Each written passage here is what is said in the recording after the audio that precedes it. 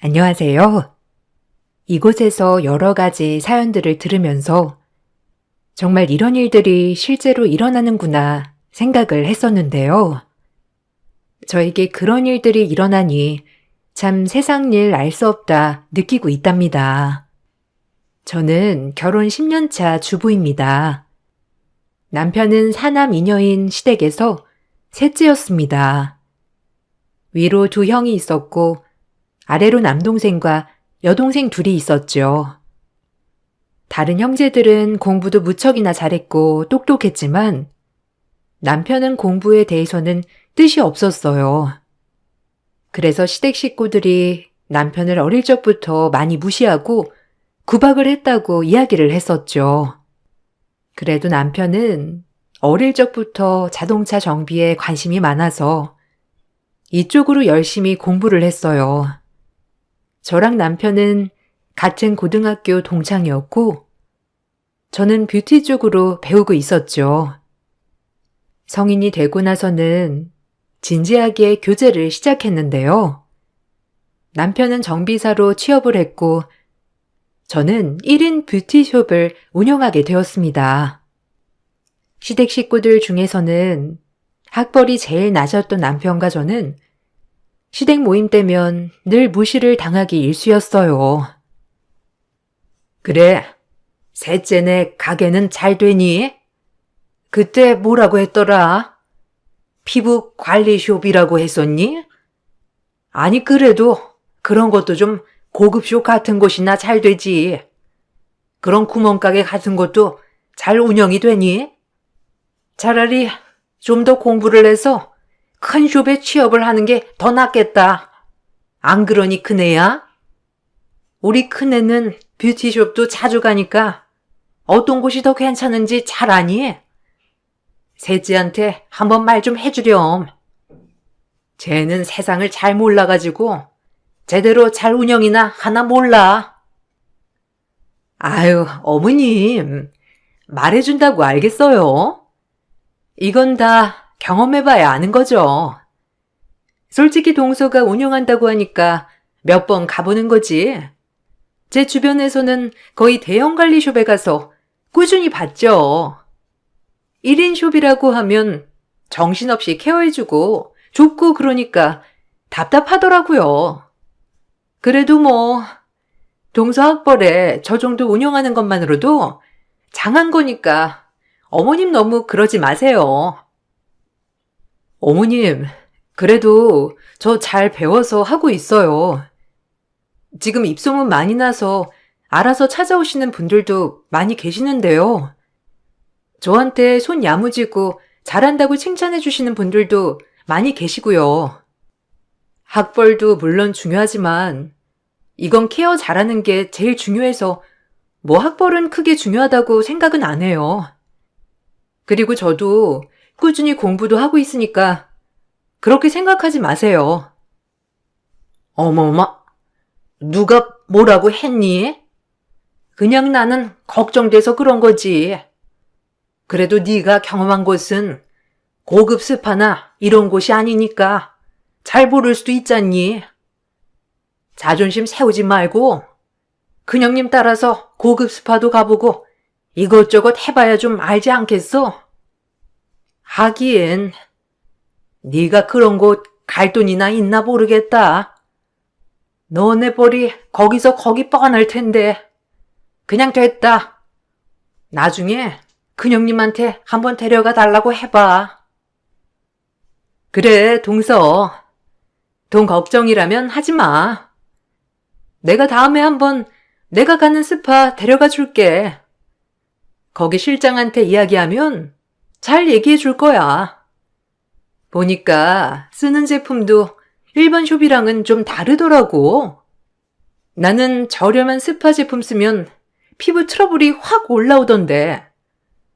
동선의 손님들 중에서는 그런 사람 없대? 진짜 부럽다. 나는 예민해서 고급 제품 아니면 안 맞거든. 시모는 항상 저의 직업을 무시하면서 부잣집 딸인 큰형님에게 저를 데리고 고급 스파 경험 좀 시켜달라고 말을 하기도 했어요. 그러면 큰형님은 마치 선심을 쓰듯이 자기가 고급 스파를 데리고 가주겠다며 웃으며 이야기를 하시기도 했죠. 자존심이 상하기도 했지만 그렇다고 해서 그런 사람들과 크게 말을 나누고 싶은 생각은 없었어요. 남편의 형제들은 말 그대로 난다 긴다는 사람들이었습니다. 공부를 잘해서 좋은 대학에 들어가기도 했지만 직업들도 모두 사업을 하거나 좋은 직장에서 근무를 하고 있었죠.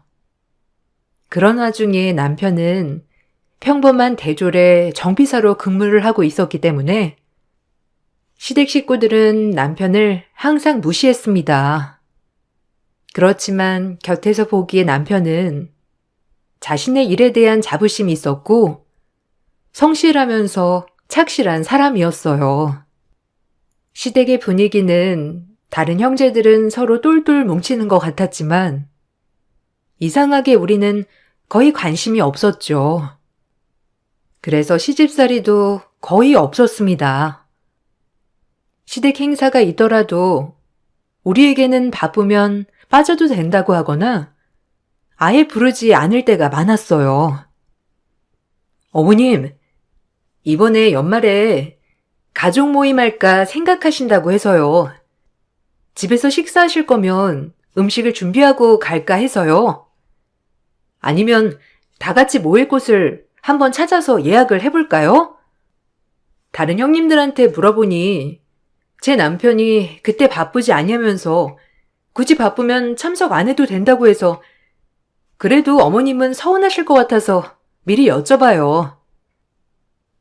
너희는 바쁘면 참석 안 해도 된다. 아니, 굳이 안 와도 돼. 우리끼리 그냥 대충 밥 먹고 끝낼 거니까 굳이 오지 않아도 된다. 그리고 같이 모일 곳은 이미 정했어. 수연이 일이 그러니 연말이 더 바쁘지 않니? 그냥 너희는 시간 빼지 말고 너희 일 보거라. 너네 그렇게 자꾸 무슨 일이라고 빠지고 그러면 안 되지 않니? 그러니까 편하게 쉬어. 아, 벌써 예약을 하셨어요? 아니에요. 가족들 다 같이 모이는데 저희도 참석해야죠. 어디서 하는데요? 저희도 시간 내서 같이 가볼게요. 그래도 1년에 한 번씩 모여서 밥 먹는데 같이 가서 모이면 저희도 좋죠. 그동안 어머님이며 다른 식구들도 다 괜찮다고 말은 했지만 저희가 계속 참여를 안 한 것 같아서요. 이번에는 같이 갈게요. 아유, 참석 안 해도 된다니까. 우리 이번에 오마카세 예약해서 가기로 했다. 너희는 그게 뭔지는 아니? 다들 이런 거 자연스럽게 접하는 애들인데 가서 분위기 흐려놓지 말고 오지 말고 그냥 너희들끼리 연말 보내렴. 어차피 와도 우리 애들 하는 이야기 통하지도 않고 멀뚱멀뚱 있다가 갈 거 아니니? 괜히 와서 자존심 상해서 가지 말고 그냥 안 와도 된다. 시어머님께서는 괜히 와서 분위기 흐리지 말고 참석하지 말라는 얘기도 직접적으로 하시기도 했습니다. 그런 시댁 식구들의 모습을 보면서 저는 그동안 남편이 알게 모르게 차별도 많이 받아왔겠구나 생각이 들었어요. 그러다가 저희가 연을 끊게 된 사건이 발생했습니다. 남편의 막내 여동생이 판사지방과 결혼을 하게 되었습니다.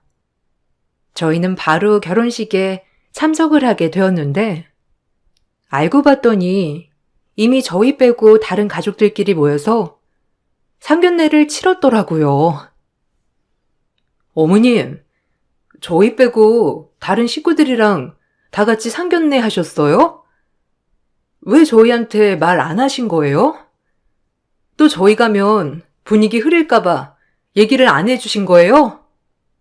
어머님, 저희 남편도 어머님 자식이에요. 똑같이 대해 주셔야죠. 이렇게 하시면 저희 정말 너무 서운합니다. 지금까지 이런 일들 정말 많았는데 계속 이러시면 저희가 어떻게 해야 할지 모르겠어요. 예. 저쪽은 집안이 다 판사, 변호사 하던 집안이야. 지금도 사위가 변호사고 그 위 누나도 판사고 다들 잘 나가는 집안인데 우리 집이 꿀리면 안 되잖니. 우리 집도 다들 사업하고 의사하고 잘 나가지만 너희가 딱 중간에서 끼어버리니까 그쪽 보기에도 민망하시지 않겠니? 네 남편 빼고는 다 좋은 직업을 가지고 있는데 그거 한번 빠졌다고 해서 큰일 안 난다. 이렇게 소란을 피울 일이니? 어머님, 정말 서운하네요. 저희도 열심히 살고 있어요.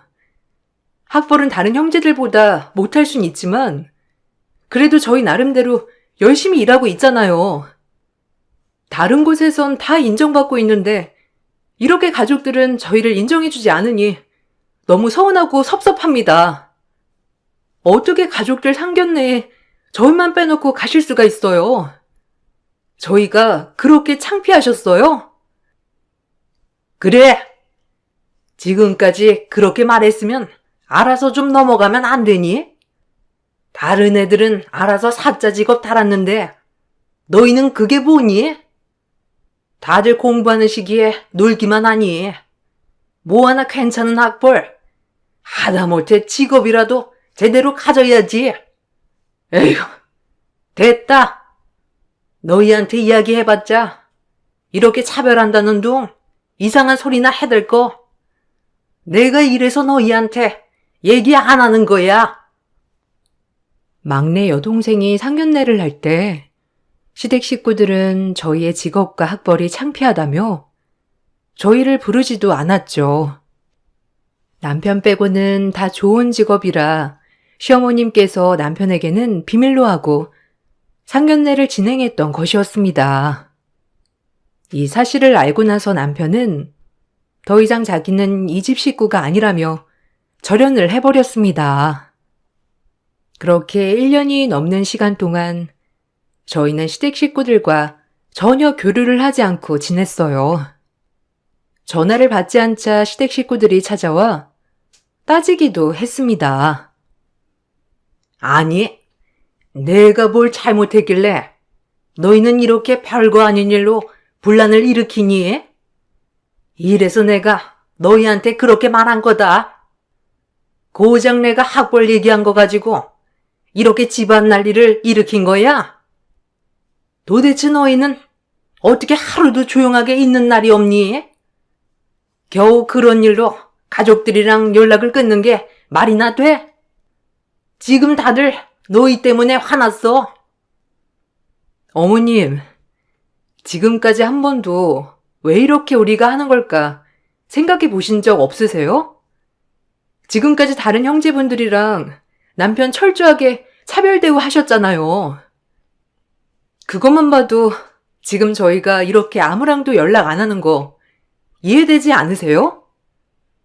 저도 저지만 저희 남편은 지금까지 평생 그렇게 살아왔다고 하는데 정말 그냥 들어도 제가 다 서운했어요.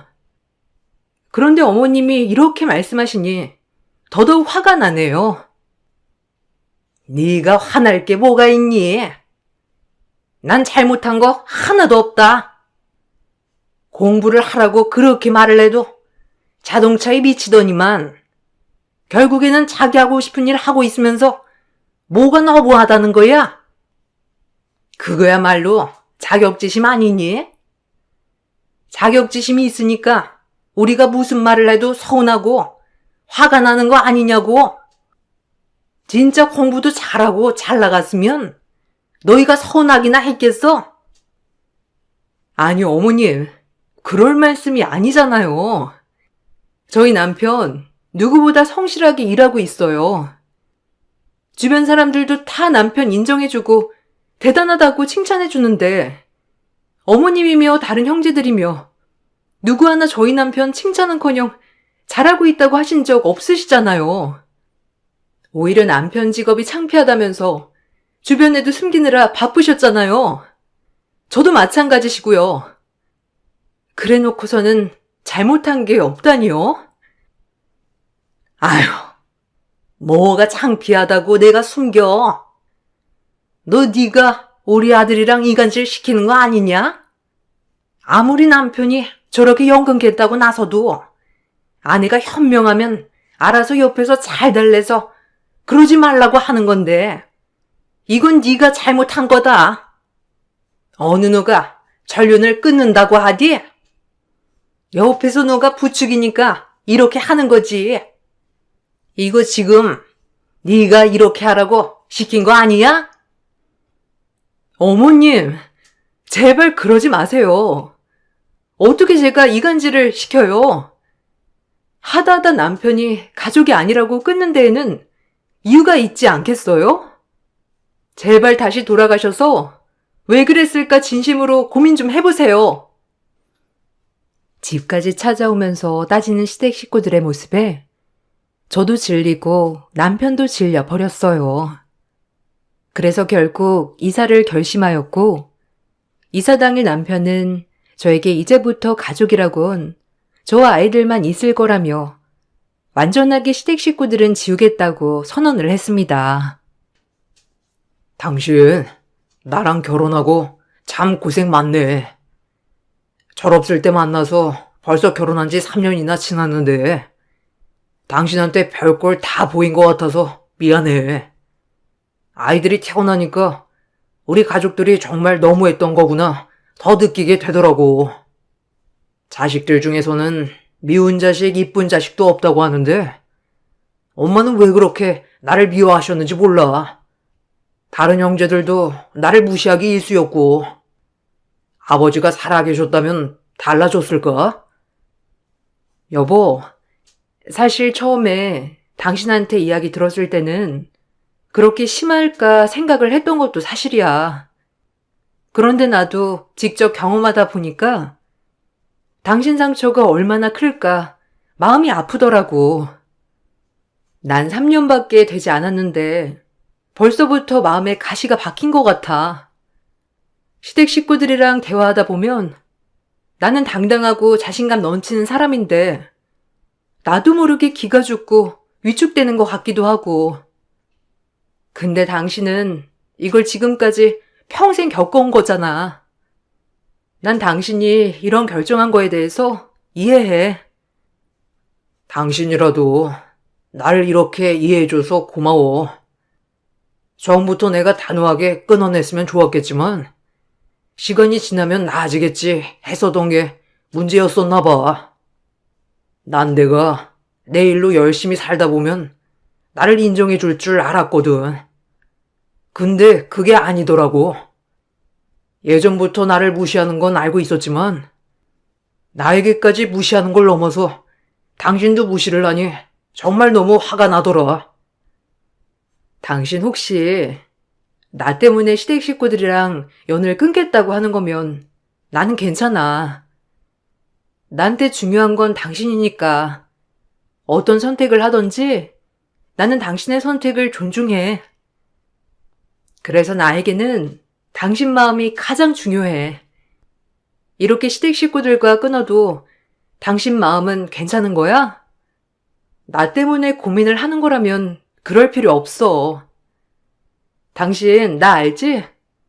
그런 말 듣는다고 해서 가만히 듣고 있는 사람 아니라는 거. 아, 알지. 당신은 내가 고등학교 때부터 봤는데 당신이 상처받는 게 싫어서 그런 것도 있지만 이건 나에게도 필요한 일이었어. 좀 더 일찍 내가 알고 끊어냈다면 지금은 좀 더 상처를 덜 받고 살았을지도 모르겠어. 지금 이 지경까지 방치했던 게 너무 화가 나고 나 자신이 너무 한심해. 더 늦기 전에 이렇게라도 정리를 하는 게 맞을 것 같아. 저희는 그렇게 시댁 식구들과의 모든 인연을 끊었습니다. 이사를 가는 것도 누구에게도 말을 하지 않고 이사를 가게 되었죠. 남편은 다니고 있던 직장을 그만두었고 이사 간 곳에서 정비소를 오픈하게 되었어요. 그렇게 2년 정도의 시간이 흐르고 저희는 어느 정도 안정을 찾고 있었습니다. 남편의 사업을 점점 잘 되었고 지역 내에서는 이미 정비를 잘하는 곳으로 입소문이 많이 나게 되었죠. 저 역시 이사한 동네에서 숍을 운영하면서 4명의 직원을 둘 정도로 숍이 잘 되었답니다. 좋은 일들만 가득할 것이라 생각을 했던 저에게 갑자기 친정 엄마가 뜻밖의 소식을 전해왔어요. 소진아, 어제 너희 시댁에서 집에 찾아왔거든. 처음에는 너희 사는 곳 좀 알려달라고 하길래 내가 사는 곳이 어딘지는 모르고 가끔씩 여기 오기만 한다고 말했어. 그래서 전화번호를 달라고 하길래 내가 그렇게 괴롭히고도 모자라서 전화까지 하면서 괴롭히려고 하는 거냐면서 막 따졌거든. 근데 그게 아니라 시어머니가 아프시대. 사돈이 몇 달 전에 쓰러지셔가지고 의식불명이라고 하더라. 꼭 연락을 해달라면서 전해줬는데 어쩌니? 뭐? 어머님이 쓰러지셨다고? 시어머니가 왜 갑자기 쓰러지셨대? 건강도 좋으셨었는데. 갑자기 쓰러지셨다고만 말했어? 누가 찾아왔었는데? 아니 어떻게 엄마한테까지 갔던 거야? 그러게 말이야. 너희한테 연락하려고 이것저것 다 알아봤는데 너희 연락처를 알려주는 사람도 없고 다들 모른다고 했던 모양이야. 그러다가 우리 집이 여기 근처라는 거 알고 있어서 물어물어 찾아봤다고 하더라고. 아휴, 그래도 시어머님 쓰러지셔서 의식도 없다고 하는데 그래도 한번 가봐야 하는 거 아니니? 아무리 시어머니가 밉다고 해도 일단은 의식이 없다고 하니까 가봐야 하지 않을까 싶긴 하네. 친정엄마는 시댁 식구들이 다른 얘기는 하지 않고 시어머니가 쓰러져서 지금 깨어나지 못하고 계신다는 말을 전했다며 이야기를 하셨어요. 한번 전화를 해보는 게 좋지 않겠냐는 말에 저는 남편과 함께 시댁으로 찾아가게 되었습니다. 시댁에 가보니 그곳에는 큰형네가 들어와서 살고 있었어요. 갑자기 찾아갔는데도 큰형네는 마치 우리가 올 줄 알았다는 듯 너무나 반가워했습니다. 수연아, 너 이 자식 잘 살고 있었냐? 그래도 엄마 소식 듣고 이렇게 찾아오니 잘했다. 엄마가 얼마나 너 보고 싶어 했는지 알아? 안 그래도 너희 찾으려고 했는데 아무리 수소문해도 찾지 못했어. 어쨌든 잘 왔다. 엄마 소식은 들었지? 쓰러지신 지 좀 됐어. 그래도 너희한테 얘기를 해야 될 것 같아서 재수씨 친정에 찾아갔거든. 장모님이 알려주셨어. 엄마는 의식이 전혀 돌아오지 않으신 거야? 갑자기 왜 쓰러지신 거야? 그래도 건강하시지 않으셨나? 어쨌든 그동안 간병도 하느라 형네도 고생했겠네. 엄마는 언제 가서 볼 수 있어? 병원에 계셔? 그리고 형네가 여기 들어와서 살고 있어? 엄마랑 합가했던 거야? 그동안 여러 일이 있었나 보네. 여기는 엄마 쓰러지시고 들어와서 사는 거야. 안 그래도 합가하려고 했는데 엄마가 쓰러지신 거였거든. 아무튼 뇌출혈로 처음에 중환자실에 계시다가 더 이상 할 게 없다고 요양병원으로 모셨어. 지금은 의식은 안 돌아오셨고 언제 돌아오실지는 모르겠어. 요양병원에 한번 전화해 볼게. 1인실에 계셔가지고 가서 볼 수 있을 거야. 남편과 저는 어머님이 계신 병원으로 향했습니다. 병실에 도착을 하자 어머님께서 정말 고요하게 잠이 드신 듯 누워 계셨죠. 어머님은 전혀 의식이 돌아오지 않으셨고 3개월이란 시간이 흐른 뒤였습니다. 동서, 어머님 쓰러지시기 전에 동서한테 미안하다고 몇 번 이야기를 했었어. 어머님도 아버님 안 계시고 6남매 키우느라 너무 힘드셨나 보더라고. 그때야 성공하는 게 열심히 공부해서 좋은 직업 갖는 것밖에 없다고 생각을 하셨으니 더 학벌에 집착하셨던 것 같아. 어쨌든 동서네가 이렇게 영 끊고 사라지니 어머님께서 그제야 많이 후회하셨어. 아, 그러시구나. 그래도 그때 한 번이라도 말씀해 주셨으면 저희가 이렇게까지 하지 않았을 텐데. 어쨌든 어머님은 지금 상태가 계속되시는 거죠? 더 좋아지거나 그런 건 없으신 거고요? 간병은 어떻게 하고 계세요? 이렇게 있으셔도 곁에 누가 있어야 되는 거 아니에요? 그동안 돌아가면서 간병했어. 낮 시간에는 간병인 고용하기도 했는데 아무래도 가족들이 직접 하는 게 마음이 놓이는 것 같더라고. 그래서 그냥 시간 나는 사람이 돌아가면서 어머님 간병했지.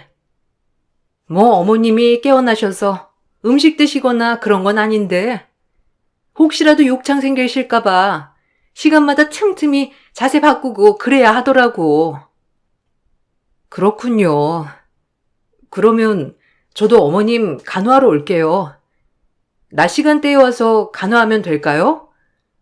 오후에 시험 나가야 되니까 오전에는 제가 와서 간병할 수 있어요. 저 없어도 직원들이 알아서 할 수 있으니까 제가 시간을 내서 올게요. 남편은 와서 간병할 시간은 없을 것 같고요. 어머, 동서 성공했구나. 벌써 직원들도 두고 있어? 안 그래도 서방님 정비소 차렸다고 한 거 들었어. 정비소도 잘 된다며?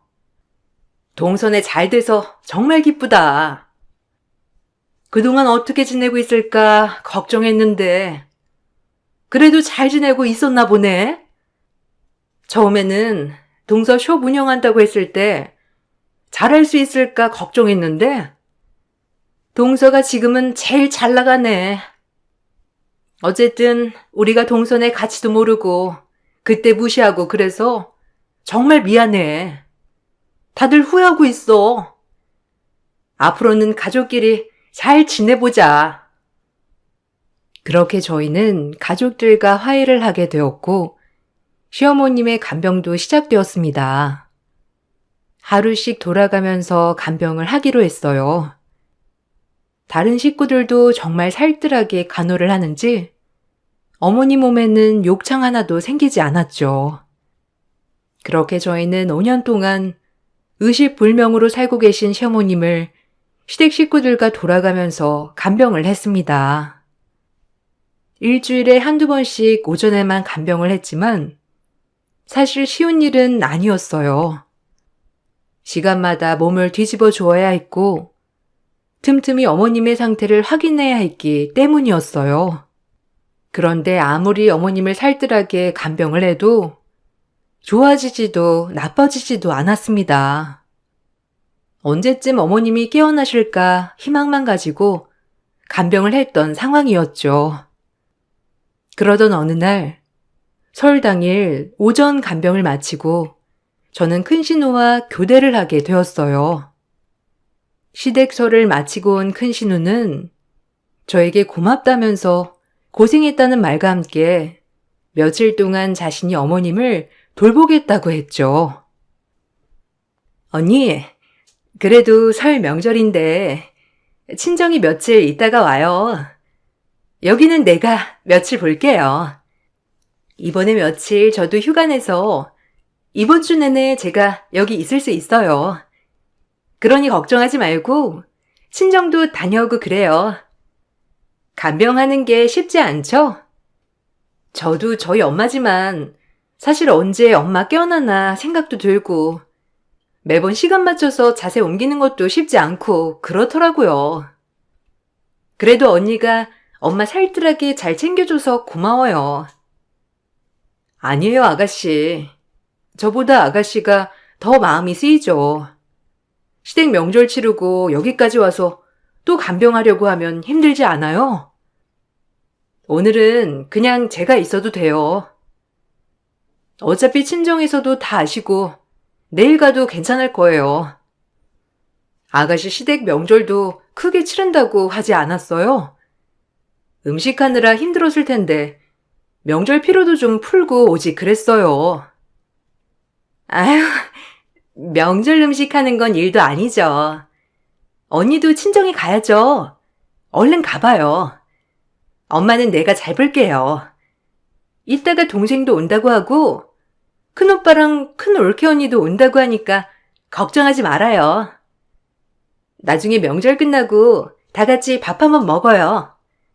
엄마가 얼른 일어나야 명절 때도 다 같이 모여서 같이 밥 먹을 텐데. 엄마가 이렇게 자리 잡고 누워있으니 아쉽네요. 큰신우는 조금 있다가 막내 아가씨와 아주버님들도 온다면서 명절이 끝나고 다 같이 모이자는 말을 했습니다. 그렇게 저는 교대를 하고 친정으로 내려갈까 생각을 하며 차에 탄 순간 오전에 가지고 왔던 텀블러가 생각이 났어요. 다음에 가지러 갈까 싶었는데 잠도 깰 겸 커피라도 타가지고 가야지 하는 생각에 저는 병실로 다시 올라가게 되었습니다. 그곳에서 저는 충격적인 장면을 보게 되었어요. 5년을 누워 계셨던 어머님이 멀쩡히 앉아서 커피를 마시고 계셨죠. 저는 깜짝 놀라 병실로 들어갔고 시어머님은 그대로 들고 있던 커피를 떨어뜨렸습니다. 그 소리에 옷을 싸고 있던 큰신우도 놀라 저를 쳐다보았죠. 어머님, 이게 무슨 일이에요? 어머님, 언제 이렇게 깨어나신 거예요? 아니, 아가씨, 이게 무슨 일이에요? 아가씨는 어머님 깨어나신 거 알고 있었어요? 뭐예요? 언제부터 어머님 정신 차리신 건데요? 왜 아무런 이야기도 안 하셨어요? 지금까지 이렇게 의식불명으로 계셨던 이유가 뭐예요? 무슨 이유로 이렇게까지 하셨냐고요? 아니, 병원에서도 알고 있었던 사실이에요? 제가 한번 확인해 볼게요. 아니, 예. 그게 아니고, 내가 정신 차린 지는 얼마 안 됐어. 지금 얘만, 아니, 다 알긴 아는데, 하여튼 내가 일어난 건 얼마 안 됐어. 혹시라도 내가 정신 차린 걸 알면 너랑 셋째가 다시는 안 본다고 할까봐 내가 걱정이 돼가지고 다들 말하지 말라고 했다. 거짓말을 하려고 그런 게 아니고 그냥 이야기를 하지 않아도 되지 않을까 싶어서 그런 거야. 아, 그래요, 언니. 엄마가 속이려고 속였던 건 아니에요. 엄마 깨어난 지 얼마 안 됐고 갑자기 깨어나면 언니랑 오빠가 좀 놀라고 서운해할까봐 저희도 어떻게 해야 할지 고민하고 있었던 거예요. 오해하지 말아요. 그리고 엄마 깨어났으면 좋은 일이잖아요. 너무 그렇게 화내지 말고 긍정적으로 생각을 해봐요. 이참에 오빠도 불러서 같이 얘기해요. 저는 갑작스럽게 일어나 멀쩡하게 돌아다니는 어머님을 보면서 몇 시간 전까지만 하더라도 전혀 움직이지도 반응도 보이지 않았던 어머님이 맞을까 혼란스럽기도 했어요. 남편이 도착하자마자 다른 식구들도 모두 모이게 되었고 결국 모든 식구들은 병실로 모이게 되었습니다. 수연아, 내가 숨기려고 그런 게 아니고 일단은 쓰러진 건 맞다. 뇌출혈로 쓰러졌고 이렇게 의식불명으로 여기까지 오게 되었는데 얼마 전에 의식을 되찾았어. 너희한테 숨기려고 그런 건 아니다. 그리고 다른 형제들도 너희 무시해가지고 숨겼던 게 아니라 혹시라도 전처럼 영 끊어버릴까봐 어떻게 얘기를 할까 고민했던 거야. 엄마, 제발 거짓말 좀 하지 마세요. 저 엄마 의식 찾은 거 예전부터 알고 있었어요. 왜 그랬을까 한참을 고민했었는데 결국 이제 알게 된 거고요. 내가 당신들 속셈을 모를 줄 알아? 돈 때문에 지금까지 이 쇼를 해왔던 거야. 얼마나 나한테 뜯어먹으려고 5년이나 이따위 짓을 해? 당신들이 정말 내 가족이라는 사람들 맞아? 수연아, 그게 아니라 그런 게 아니야. 돈 때문에 그런 거 아니라고. 정말 엄마 아팠어. 뇌출혈 때문에 수술도 받았고 중환자실에 있었단 말이야. 이건 정말이야. 그리고 너희 형이랑 동생들도 다 깜짝 놀랐고 간병도 했어. 우리가 너랑 화해하려고 그런 거지. 너랑 나쁘게 지내려고 그런 거 아니라고. 제발 좀 내 말 좀 들어다오, 아들. 그게 아니라고요? 그래서 사업 투자 얘기했던 건가요? 형은 사업 투자 좀 같이 하자고 하고 동생들은 엄마만 정신 차리면 유산 분배한 거 다 저한테 넘길 거라는 둥 이상한 소리 한 거 아니에요. 그러면서 매제들 사업 밀어주라고 한 거 아니냐고요. 돈 때문에 이런 일들을 벌였다는 게 정말 어이없네요. 그리고 얼마 전에 깨어나신 것도 아니시잖아요. 남편은 진단서를 사람들 앞에 던졌습니다. 확인을 해보니 어머님은 뇌출혈로 쓰러지셨지만 바로 조치를 취해서 몇 주 만에 일어나셨어요. 결국 이 모든 일들이 다 시댁 식구들의 쇼였던 것이죠. 남편은 그 사실을 알고 시댁 식구들이 갑자기 자신에게 왜 접근을 했을까 알아봤던 모양이에요. 형제들은 다 잘 나간 줄 알았지만 병원을 개업했던 아주버님은 경영난을 겪고 있었고 변호사 사무실을 차렸던 신우 남편들 역시 경제적으로 어려운 상황이었죠. 이미 아버님께서 남겨주신 유산은 다 소진을 해서 결국 셋째인 남편에게 남겨진 유산을 노리고 접근을 한 것이었어요. 그런데 알아보니 남편과 제 사업이 생각보다 잘 되었고 더 많이 투자를 받을 수 있겠다 싶어 지금까지 연기를 하고 있었던 것이죠. 어머님은 제가 올 때를 제외하고는 집으로 가서 편안하게 지내고 있었습니다. 단지 제가 오는 날만 병원에 입원을 했던 것이었어요. 더 이상은 당신들은 제 가족이 아닙니다. 제 가족이라고 얘기하지 마세요. 그리고 아버지 유산은 당신들이 받았던 것도 아니고 그때조차도 저는 차별받아 조금만 받았던 거 기억도 안 나시나요? 절대 제가 이걸 줄 거라고 생각하지 마세요. 더 이상 요구하시면 제 재산 모두 처가댁으로 다 드릴 테니 앞으로 어떠한 연락도 하지 마세요. 아이고, 수연아, 미안하다. 그래도 형제들이 지금 너무 힘들어. 너희 큰형은 지금 병원문 닫게 생겼다. 거기다가 지금 당장 대출 갚을 돈도 없는데 어떻게 하니? 네 매제들도 변호사 사무실 힘들어서 동생이랑 이혼해야 되겠다고 나섰는데 오빠가 되어서 좀 도와줄 수 없겠니? 우리 가족 지금 서 있을 곳이 아무것도 없는데 네가 좀 도와다오. 어머님 어떻게 이러실 수 있어요? 제가 그동안 얼마나 열심히 간병했는데 제일도 빼가면서 간병했는데 결국 그 5년 동안 열심히 간병했던 건 저밖에 없었던 거네요? 어떻게 그러실 수 있으세요?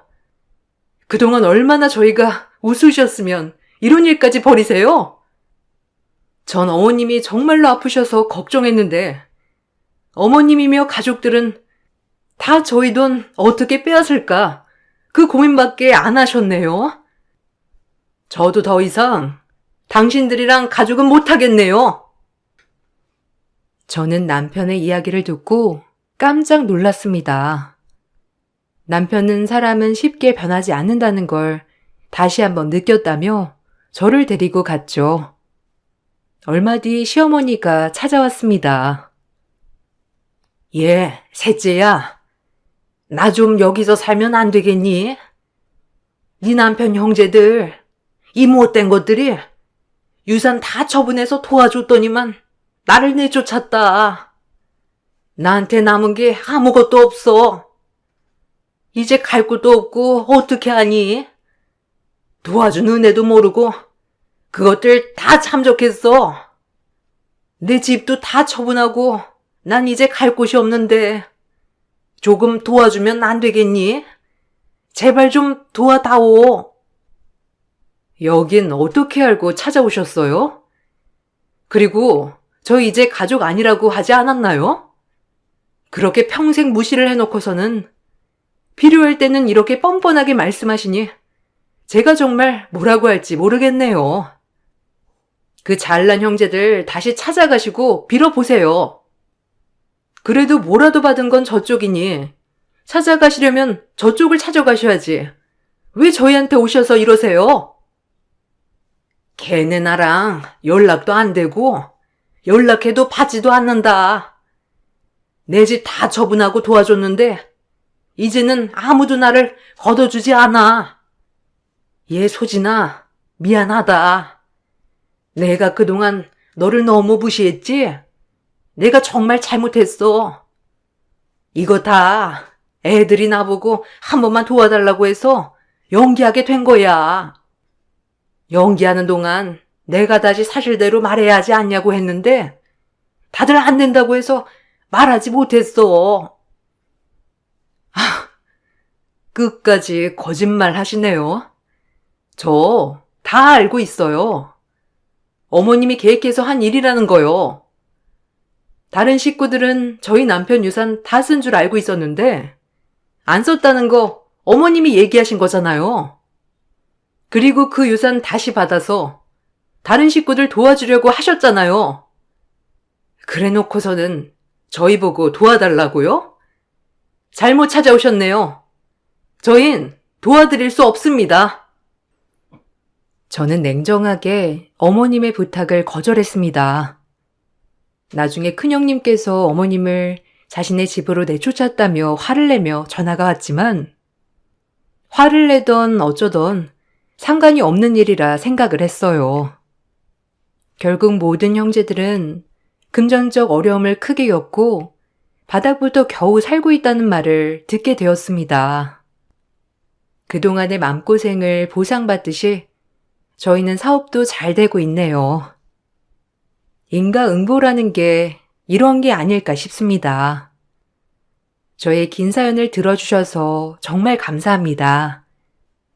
누군가는 가족들과 연을 끊고 산다는 게 이해가 되지 않는다고 하지만 저의 사연을 모르고 하는 이야기겠죠.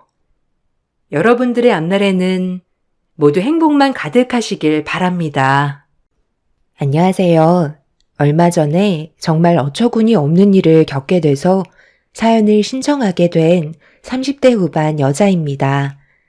남편과 결혼을 한 지 8년이 지나가는 동안 많은 일들이 있었지만 이번만큼은 그냥 넘어갈 수 없을 만큼 시모는 저에게 절대로 용서받지 못할 충격적인 일을 저지르게 되면서 집안에 엄청난 폭풍이 휘몰아치고 말았습니다.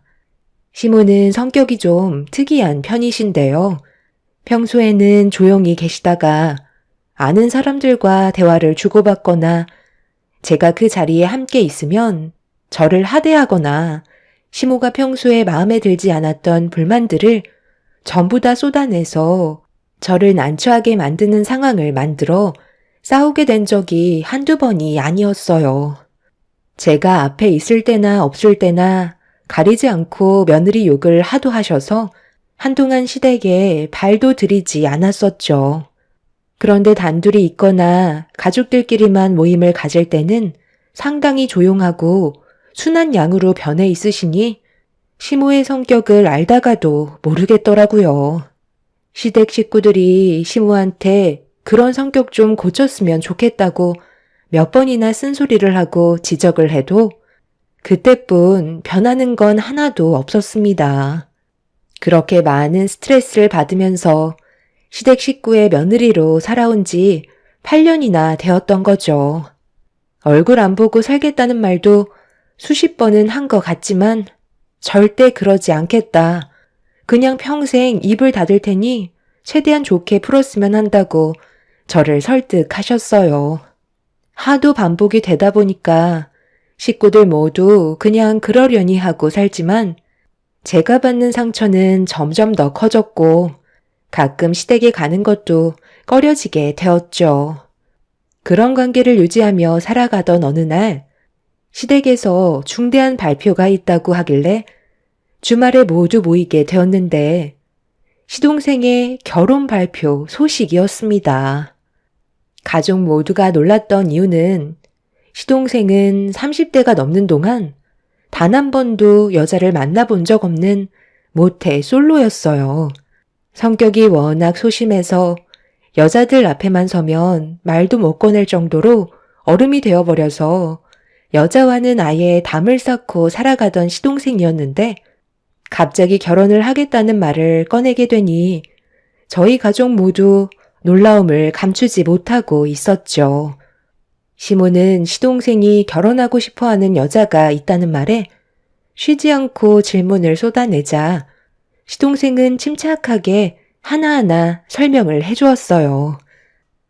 처음 만난 건 백화점에서 옷을 좀 사려고 갔었는데 평소에도 자주 찾던 곳이라 매장 직원분과 어느 정도 친분이 있어 편하게 옷을 고를 수 있는 곳이었어요. 그런데 그날 갔을 때 매장 주인이 바뀌었는지 다른 여성분이 카운터에서 볼일을 보고 계시더라고요. 좀 당황스럽긴 했었지만 출장 때 입고 가야 할 옷을 사야 돼서 어쩔 수 없이 옷을 고르고 있었는데 알고 보니 매장 주인이 최근에 몸살이 나서 그 기간 동안 잠깐 일을 도와주려고 오신 분이었어요. 아시다시피 저는 남자가 편하지 여자한테는 말을 잘 못하잖아요. 그런데 그 사람은 저를 상당히 편하게 대해줬고 첫인상이 너무 강렬하게 다가왔는지 머릿속에서 그녀가 떠나질 않았어요.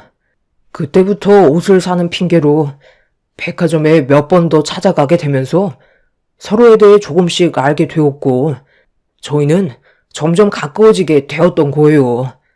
박사 출신의 대기업 회사를 다니다가 지금은 사업을 준비하고 있다는 말을 들었어요. 그래서 시간적 여유가 좀 있는 것 같아 자주 만나는 편이에요. 교제한 지는 이제 막 1년이 넘었네요. 그동안 살면서 여자와 대화조차 제대로 나눠본 적 없었던 제가 그 사람 앞에서는 마음이 편해져서 좋은 만남을 계속해서 유지할 수 있었던 것 같아요. 그래서 최대한 빠른 시일 내에 그 사람과 결혼을 하고 싶어요. 제 인생의 마지막 여자일 것 같은 느낌이 들더라고요. 시모는 더 이상 들을 필요도 없다면서 최대한 일찍 서둘러 결혼식을 올려야겠다면서 일정이 잡히는 대로 알려달라고 상당히 들떠 계신 모습을 보여주셨어요. 가족 모두 시동생을 축하해 주었고 어떻게 생겼는지 사진까지 구경할 수 있었습니다. 상당히 참하고 순수해 보이는 얼굴을 가지고 있더라고요. 좋은 대화는 계속해서 이어졌고 시동생의 충격적인 결혼 발표 소식에 저희 모두 술을 한 잔씩 하게 되면서 그날은 시댁에서 자고 다음날 가기로 계획하게 되었어요. 그렇게 밤늦게까지 웃고 떠들다가 생각보다 술을 많이 마시게 된 터라 서둘러 눈을 붙였는데 새벽에 갈증이 올라와 눈이 떠져버려 주방으로 가게 되었죠. 갈증을 풀고 다시 방으로 들어가려던 찰나 시모가 개인적으로 사용하시는 작업실에 불이 켜져 있더라고요. 그리고 문틈 사이에서 시모의 목소리가 들려왔습니다. 새벽 시간에 누군가와 통화를 하고 있길래 무슨 대화를 주고받으시길래 깔깔거리며 즐거워하시는지 확인을 해보려고 가까이 다가가 귀를 기울였어요. 아유, 글쎄. 첫째 며느리와는 비교도 안 된다니까. 박사 출신이란다. 그거면 끝난 거지. 여자도 만나본 적 없던 내 아들한테도 짝은 분명 있었다는 거야. 나는 평생 혼자 살다 노총각으로 세월 다 보낼 줄 알았어. 얼마나 걱정했는데. 지금 다들 자고 있으니까 걱정 안 해도 돼. 내가 왜 이 시간에 전화를 했겠니? 입이 근질거려서 죽는 줄 알았다. 나도 이제 정 좀 붙일 며느리가 생겨서 얼마나 좋은지 몰라. 하나밖에 없던 며느리와 그동안 살면서 얼마나 많이 힘들었었는데. 내가 이 나이 먹고 걔 눈치 봐야 되겠니? 내가 지보다 어른인데 싫은 소리 좀 할 수 있는 거 아니야? 작은 아들이 결혼만 해봐 아주. 국물도 없을 거야. 박사 출신이니까 나랑은 대화도 잘 통할 거 아니야? 내가 이 나이 먹고 며느리 눈치 보느라 지금 내 작업실에서 너한테 전화 통화하는 게 말이 되니? 이제 나도 며느리 눈치 안 보고 행동하려고. 무서울 게 뭐가 있어? 그동안 아쉬워서 8년간 끼고 살았던 거지. 새 며느리 들어오면 당장 내쳐버리고 인연 끊어버릴 거야. 이제야 내 세상이 오나 보다. 그새를 못 참고 시모는 지인분께 전화를 해서 제 욕을 하고 있었어요. 정말 어이가 없었고 화가 머리끝까지 올라와 버린 상태였죠. 차라리 못 들었으면 말을 안 하겠는데 시모는 새 며느리가 들어오는 순간 저를 막대할 생각을 가지고 계신다는 게 너무 화가 치밀어 올랐죠. 저는 그래도 며느리로서 할 도리는 전부 다 했는데 시모는 제가 마음에 들지 않는다는 이유 하나만으로 다른 사람에게 제 욕을 하고 있었네요. 그게 집안을 욕보이는 행동이라는 걸 모르시는지 시모는 계속해서 지인분께 제 욕을 하고 있었습니다. 새벽 시간에 계속해서 쉬지 않고 제 욕을 하길래 도저히 참기 힘들어 작업실 문을 활짝 열어버렸습니다. 그러자 시모는 화들짝 놀라면서 핸드폰을 떨어뜨렸고 제가 분노한 얼굴로 쳐다보고 있자 떨어진 핸드폰을 들고 서둘러 작업실에서 나가려 하시길래 시모를 가로막은 뒤 저를 욕한 부분에 대해 서운하다며 하소연을 했어요. 새벽 시간에 자고 있는 가족들 깨우기 싫다며 조용히 넘어가자면서 시모는 전혀 저에게 미안하다는 내색조차 하지 않았죠. 가로막아선 저를 강하게 밀치시더니 친구랑 통화도 제대로 못한다면서 오히려 더 화를 내셨어요. 제가 방금 좋게 말씀드렸잖아요. 저 너무 서운하다고요. 어떻게 이 시간까지 제 욕을 하실 수 있어요? 새 며느리가 들어오면 저를 바로 내치겠다고요? 내가 언제 그런 말을 했다고 그러니? 나는 새 며느리가 들어와서 기분이 좋다고밖에 안 했다. 네가 아직 술이 덜 깬 듯한데 내가 쓸데없이 지금 이 시간에 친구한테 전화해서 뭐하러 너 욕을 하겠니? 내가 그렇게 한간 사람처럼 보여? 그리고 왜 남이 통화하는 걸 엿듣고 그래? 이제는 내 사생활까지 감시하는 거냐? 너만 오면 숨이 턱턱 막혀서 스트레스 받아 머리가 지끈거릴 정도라고. 나 피곤하니까 당장 비켜라. 얘가 이제는 생사람 잡고 있네. 어머님이 잘못하신 게 없으시다고요? 정말 끝까지 이러실 거예요? 가만히 있는 저를 왜 나쁜 사람으로 만드시는 건데요? 저 오늘 어머님 댁에 와서 밀려있던 집안일 도와드리고 음식하는 것까지 하나도 소홀히 한 적 없었는데 제 앞에서는 고맙다고 웃으면서 얘기하시더니 뒤에서는 제가 안 볼 때 칭찬은 한마디도 없고 욕만 하시는데 기분이 좋겠어요? 그렇게 사생활 좋아하시면 제 귀에 들리지 않게 통화를 하셔야죠. 밖에서 누구 욕을 하는지 전부 다 들릴 정도로 떠들고 계시는데 그걸 들은 저는 얼마나 마음이 안 좋은 줄 아세요? 그럼 어머님도 웬만큼 제 마음 풀어주셔야 하는 거 아니에요? 그럼 저도 이제 그만할게요. 하지만 지금 어머님이 계속 태연하게 인정하지 않으시면 저도 그냥은 못 넘어가겠어요. 저는 어머님한테 기회를 드리는 거예요. 이 시간에 얼굴 붉히고 싶지 않다고요. 나는 글쎄 잘못한 거 없다니까. 피곤하니까 너도 이제 그만 들어가 쉬어라. 나도 술이 좀 과했는지 머리가 띵하니 두통이 밀려오는 것 같다. 시모는 저에게 조금도 미안한 마음을 표현하지 않으셨어요. 제가 알지 못하는 분에게 온갖 욕을 다 해놓고 그걸 전부 들었는데 시모는 저에게 거짓말까지 하면서 상황을 더욱더 악화시키고 있었죠. 저도 최대한 좋게 넘어가려 했었지만 시모에게 미안하다는 말 한마디 듣지 못했던 저는 너무 서운했던 나머지 방에서 핸드폰을 가지고 나와 시모가 전화 통화하는 내용을 녹음해 두었던 걸 재생시키고 말았어요. 이렇게까지 하고 싶지는 않았지만 거짓말을 밥 먹듯이 하시는 시모가 잘못을 인정하게 되시는 건 항상 증거를 확인시켜줘야 인정을 하시고 사과를 받아낼 수 있었어요.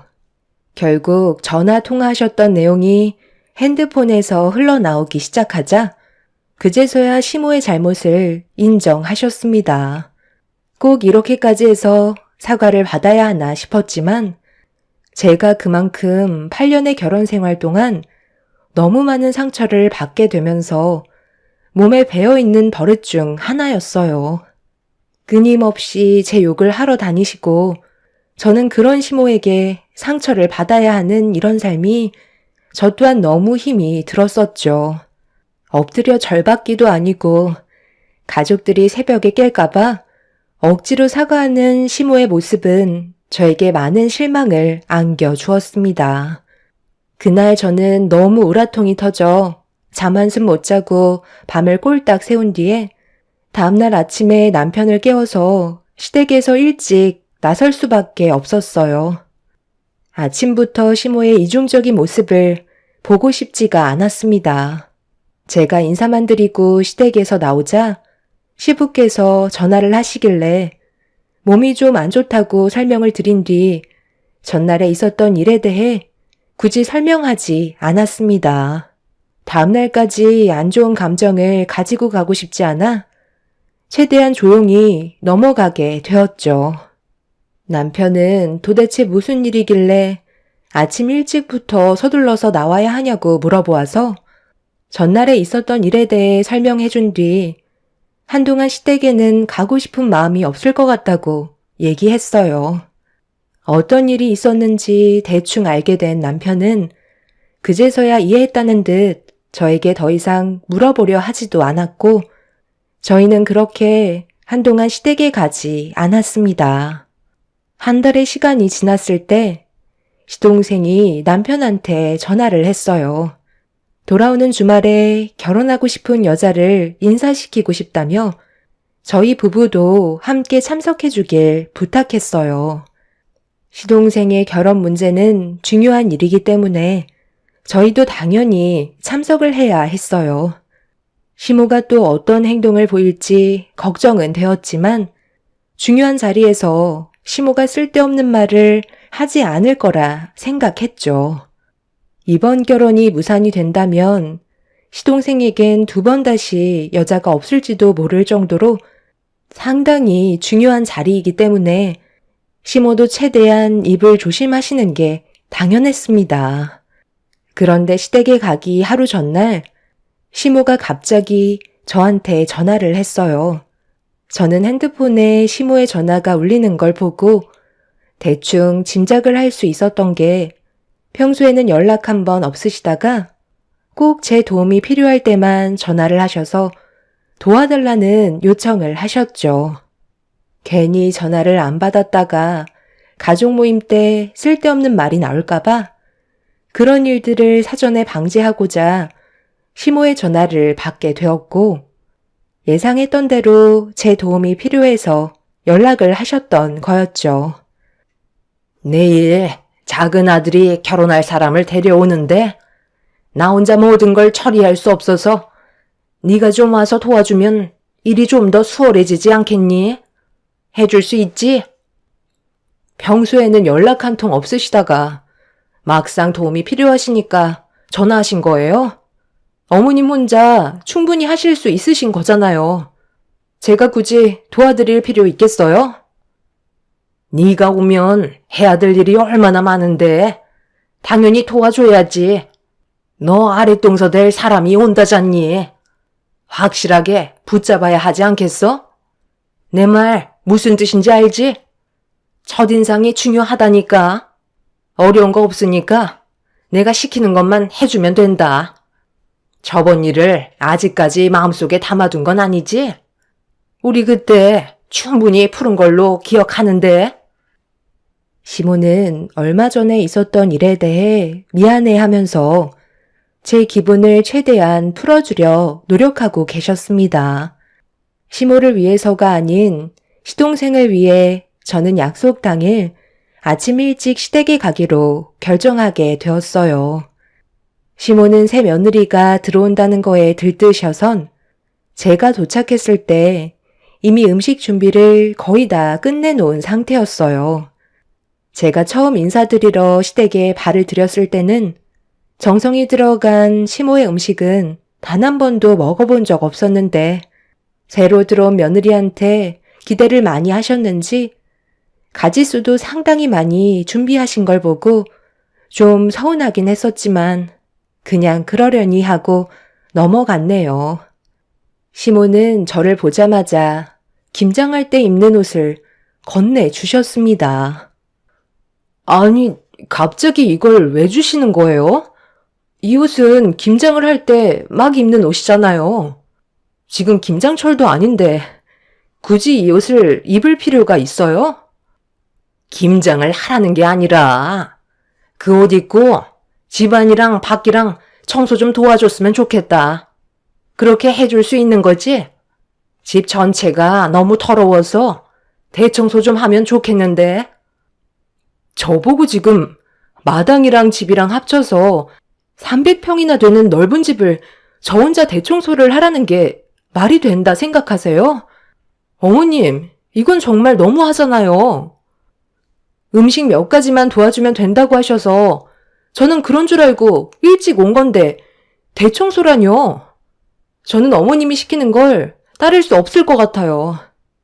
오늘 무슨 날인지 잘 아시면서 만신창이가 된 모습을 보여주고 싶지 않다고요. 화장까지 전부 다 했는데 꼭 이렇게까지 해야 되겠어요? 남자들 오면 그때 도와달라고 할 수 있잖아요. 원래 집안일은 여자가 하는 거야. 남자들은 따로 할 일이 있으니까 일단 식구들 올 때까지 네가 먼저 좀 움직여라. 내가 한번 얘기하면 좀 들어줄 수 없는 거니? 시모는 시간이 없다며 최대한 빨리 서둘러 주길 바라셨어요. 너무 황당하고 어이가 없어 헛웃음밖에 안 나오더라고요. 마음 같아선 당장 시댁에서 나오고 싶었는데 몇 시간 뒤면 시동생이 결혼할 여자를 데려오기 때문에 어쩔 수 없이 움직일 수밖에 없었습니다. 남편이 애들을 데리고 시댁에 오기 전까지 집안 청소를 할 수밖에 없었어요. 시부는 교대 근무를 하시기 때문에 퇴근을 하시려면 아직 몇 시간이 더 남아있는 상태였죠. 결국 저는 시모가 건네주신 옷을 입고 300평이나 되는 집을 혼자서 청소하기 시작했어요. 정말 다행인 건 여름이 아니라서 마당일은 크게 손볼 건 없었는데 집안은 해야 될 일거리가 산더미처럼 쌓여 있었죠. 시모는 그동안 청소에는 신경도 안 쓰셨는지 먼지가 수북했고 손댈 곳이 정말 많이 보였습니다. 그러다 보니 어느새 저는 온몸이 땀으로 뒤덮이게 되었네요. 시모는 시간 없다며 최대한 빨리 서두르라며 재촉하셨지만 어느 순간부터 이게 뭐 하는 건가 싶더라고요. 시댁 집안의 며느리가 들어온다는데 제가 왜 대청소를 하고 있는지 이해할 수가 없었습니다.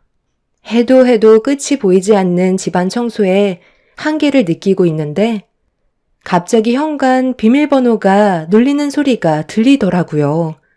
남편이나 시부일 거라 생각했던 저는 급하게 달려가 현관문을 열었는데 저와 마주친 건 남편과 시부가 아닌 시동생과 예비 동서였습니다.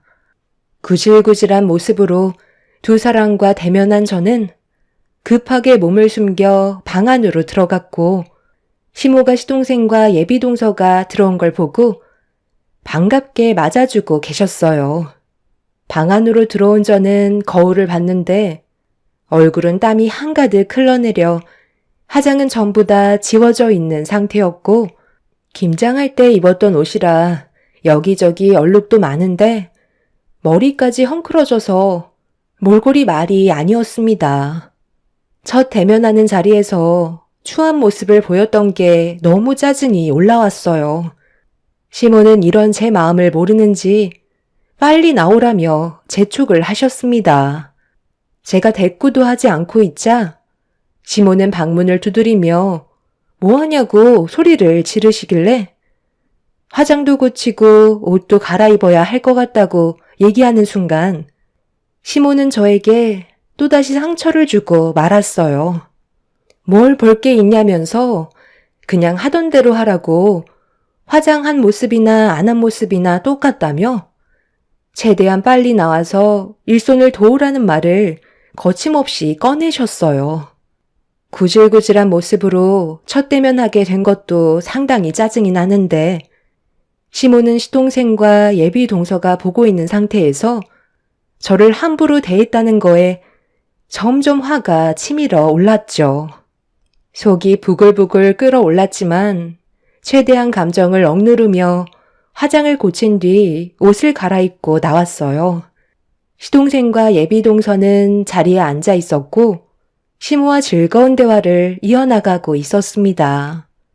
좀 전에 보여주고 싶지 않았던 모습으로 마주해서 그런지 얼굴을 제대로 못 쳐다보겠더라고요. 시모는 그런 저를 보며 꼴값 떤다며 식구들 모이기 전에 간단하게 요기할 것 좀 내오라고 명령을 하셨습니다. 시동생은 저에 대해 소개를 해주었고 예비 동서는 자리에서 일어나 저에게 인사를 건넸어요. 그런데 앉아있던 시모가 예비 동서에게 신경 쓰지 말라면서 우리 집 8년차 전담 청소부라며 온갖 험한 일은 혼자 다 할 수 있다고 필요할 때 불러서 쓰기 딱 좋다는 말을 꺼내셨어요. 순간적으로 얼굴이 붉어지자 시동생은 제 눈치를 살피면서 시모에게 입조심하라고 눈치를 주고 있는데 시모는 아랑곳하지 않고 한마디를 더 하셨어요. 왜? 내가 뭐 잘못했니? 틀린 말 한 것도 아닌데 눈치 볼 게 뭐가 있어? 나는 이제 며느리는 우리 박사 둘째 며느리 하나뿐이다. 쟤는 우리 집안 가정부나 다름없으니까 시킬 거 있으면 언제든지 전화해서 부려먹으면 된다. 너희 둘이 결혼식 끝나면 집들이도 할 거 아니야? 그때 이용해 먹으면 딱 좋겠네. 말만 하면 뚝딱 해준다니까. 지금 뭐라고 하셨어요? 이 자리가 저를 험담하는 자리예요? 지금까지 힘들게 고생한 저한테 어머님 집안 청소부라고요? 이용해 먹기 딱 좋다고요? 어떻게 며느리가 옆에 있는데 처음 보는 사람 앞에서 그런 말을 거침없이 뱉으실 수가 있는 거예요? 제가 받을 상처는 생각 안 하시는 거예요? 도련님 죄송하지만 저 이런 대우 받으면서 이 자리를 채워줄 수는 없을 것 같아요. 두 분 오신다고 제가 아침부터 지금까지 얼마나 고생을 많이 한 줄 아세요? 이 넓은 집을 저 혼자 청소했다고요. 그런데 돌아오는 건 저에게 상처를 주는 것밖에 없으시네요. 오늘 처음 뵙는 자리인데 정말 죄송해요. 그런데 이런 기분으로는 더 있을 수가 없을 것 같아서요. 그럼 말씀 나누시고 들어가세요. 어머님, 앞으로 무슨 일이 생겨도 절대 연락하지 마세요. 오늘이 며느리로서 마지막 날인 줄 아세요. 나도 너 이제 필요 없다. 나는 우리 박사 며느리만 있으면 되니? 앞으로는 우리 집에 얼씬도 하지 마라. 내가 너를 찾을 이유가 뭐가 있겠니? 네 일 끝났으니까 그만 들어가 봐라. 시모의 행동에 너무 상처를 받은 저는 짐을 챙긴 뒤 시댁에서 나가려 하는데 순간 걸음을 멈추고 말았어요. 예비 동서가 어디에서 많이 본 듯한 얼굴이길래 다시 예비 동서의 얼굴을 보려고 고개를 돌리는 순간 저와 눈이 마주친 예비 동서는 제 눈을 피하고 있었어요. 천천히 걸음을 옮겨 예비 동서 앞으로 다가가 다시 얼굴을 확인해 보는 순간 갑자기 자리에서 일어나더니 저에게 머리를 조아렸고 정말 오래간만에 뵙는다면서 어색한 웃음과 함께 불안한 표정을 보이고 있었죠. 그 모습을 빤히 보고 있던 저는 그제서야 예비 동서가 누군지 알아차릴 수 있었습니다. 너무 놀란 저는 입을 다물지 못했고 시모와 시동생은 어리둥절한 표정으로 저와 예비 동서를 번갈아가며 쳐다보고 있었어요. 저도 너무 당황스러웠던 순간이라 지금의 상황을 어떻게 대처해야 할지 몰라 난처해하고 있는데 예비 동서가 천천히 뒷걸음질을 치더니 정말 죄송하다며 90도로 인사를 건넨 뒤 다시는 제 앞에 나타나지 않겠다고 급하게 현관문을 열어 순식간에 도망을 쳐 버렸어요.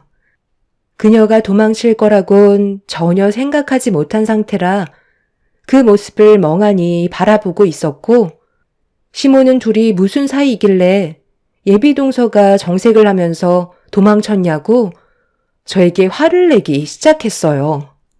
시동생은 그녀를 급하게 따라갔지만 이미 자취를 감춘 상태였습니다. 전화도 받지 않는다며 시동생의 얼굴은 노랗게 변해버린 상태였어요.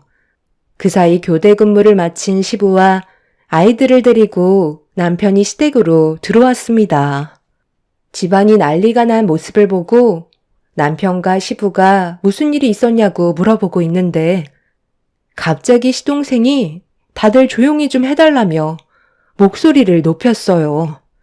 그런 모습 처음이라 가족 모두 시동생을 바라보고 있는데 갑자기 털썩 주저앉더니 그녀가 전화기에 전원을 꺼버린 상태라며 울상을 하고 있었습니다. 예상했던 대로 흘러가는 걸 보고 저는 한숨을 내쉬었네요. 전화기 전원을 꺼버렸어요.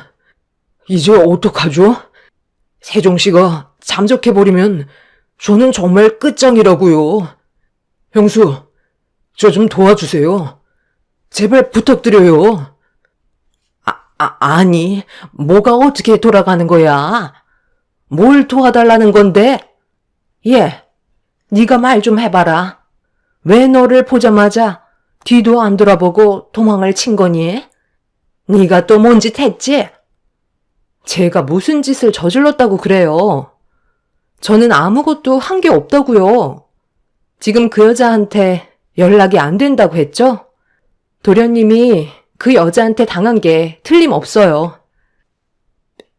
세종씨 어머님이 갑자기 쓰러지셔서 큰 수술을 받아야 하는데 사업을 준비하는데 돈을 다 써버렸다고 수중에 가지고 있는 돈이 없어 힘들어하고 있었어요. 그래서 도움을 주고 싶어 수술비를 제가 대신 주겠다고 했었죠. 원래 인사를 드리러 가려 했었는데 갑자기 일이 터지는 바람에 일단 저희 집에 먼저 인사를 드리고 세종씨 어머님이 회복을 하시면 그때 뵙기로 일정을 잡은 상태였어요. 수술 자금도 문제였지만 대출비까지 있다는 말에 어차피 결혼할 거 크게 상관없을 것 같아 도와줬는데 지금 핸드폰 전원을 꺼버린 상태예요. 어디에 살고 있는지, 세종시 어머님 병원이 어디인지 아는 건 아직 아무것도 없어요. 그 여자가 그런 수법으로 남자들한테 접근해요. 어디서 많이 본 것 같았는데 그 여자 상습범이에요.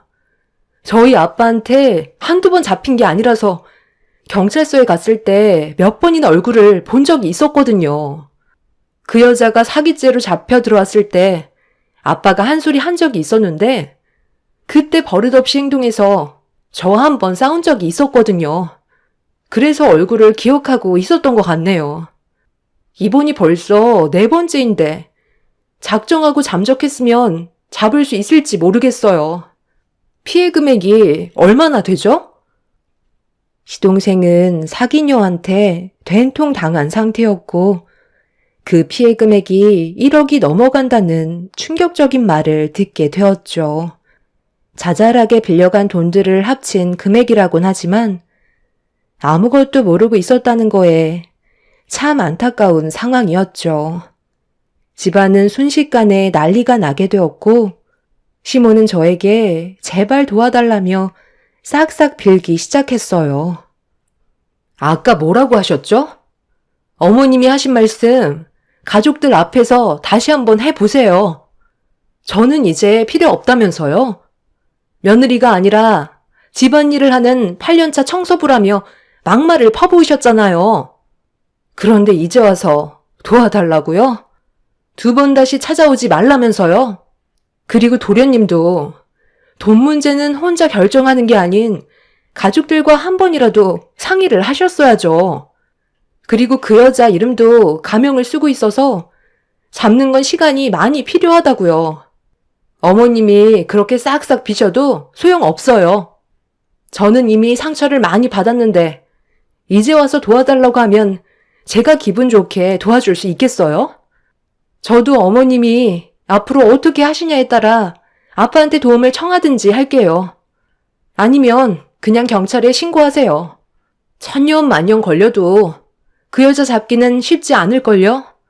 오늘은 일단 저도 기분이 좋지 않으니 들어가 볼게요. 시모는 저에게 정말 미안하다면서 시동생이 사기당한 1억을 다시 되돌려받게 해달라며 애원하셨습니다. 그날 기분이 너무 좋지 않았던 저는 남편과 아이들을 데리고 일단 집으로 돌아왔어요. 마음 같아서는 그냥 모른 척하고 싶긴 했지만 또다시 사기를 치고 다니는 그 여자를 그대로 놔둔다면 또 다른 피해자가 생기는 건 뻔하기 때문에 형사인 아빠한테 전화를 해서 그 여자가 저지른 짓에 대해 설명을 해드렸어요. 4번의 범죄를 저지른 그 여자는 4번 다 전부 아빠한테 붙잡혔었어요. 그래서 이번에도 어렵지 않게 잡을 수 있을 거라 예상했었지만 시간은 상당히 소요가 되었고 몇 달 만에 그녀를 잡을 수 있었습니다. 문제는 시동생한테 뜯어간 1억은 이미 전부 다 사용을 해버린 터라 법적인 처벌 말고는 할 수 있는 게 아무것도 없었어요. 시모는 그녀를 절대 용서하지 않겠다며 난리를 쳤지만 달라지는 건 아무것도 없었죠. 그날 이후 시부는 시모에게 입을 아예 닫고 살라며 밥 먹을 때 빼곤 입도 뻥긋하지 못하게 만드셨어요.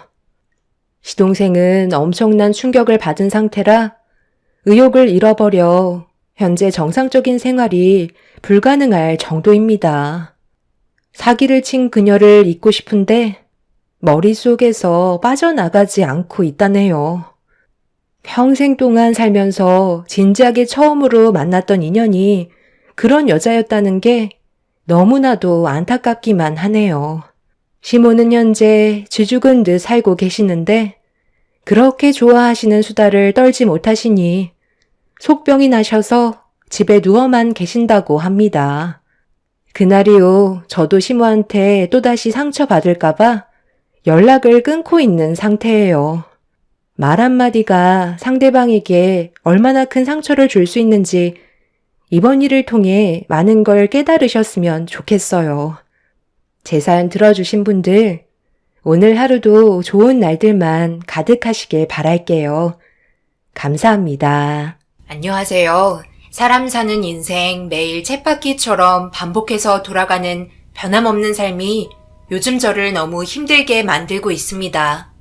부귀영화를 누리겠다는 것도 아니고 그저 평범하게 사는 게 제 꿈이었는데 그것마저 마음처럼 되지 않으니 많이 답답하네요. 그때의 일들을 잊어보려 열심히 일에만 집중하고 있지만 이렇게 한다고 도망칠 수 있는 건 아니더라고요. 퇴근하고 집에 들어가는 자체가 저에게는 고통이고 이 세상에서 살아갈 수 없게 만들어주는 공간입니다. 그래서 집에 들어가기 전에 매일 온전한 정신이 들지 않게끔 술에 의지한 채 눈만 붙이는 공간이 되어버렸어요. 이런 고통 누가 알아주겠어요? 저 혼자 감당해야 할 문제이지만 어떤 식으로 빠져나와야 할지 모르겠네요. 지금은 남들처럼 웃으면서 지내고 싶어요. 그런 모습이 부럽기만 하고 저에게도 언젠가 찾아올 날이 있을지 모르겠지만 방법을 알 수 있다면 하루빨리 지금의 고통에서 벗어나고 싶네요. 저보다 인생 경험이 많으신 분들이 이곳 사연 채널에 상당히 많이 계신 걸로 알고 있어요. 제 나이 36살, 한 번뿐인 인생, 여러분들께서 길잡이가 되어주신다면 정말 감사하겠습니다. 부디 그냥 지나치지 마시고 앞으로 어떻게 사는 게 좋은 방향으로 갈 수 있는지 알려주셨으면 좋겠어요. 한 3년 전쯤 저에게 사랑이란 걸 알게 해준 따뜻한 성격을 가지고 있는 남자가 다가왔고 결혼까지 하게 되었었어요. 남편은 저와 만나기 전에 결혼을 한번 했었지만 거기에는 전부 이유가 있었어요.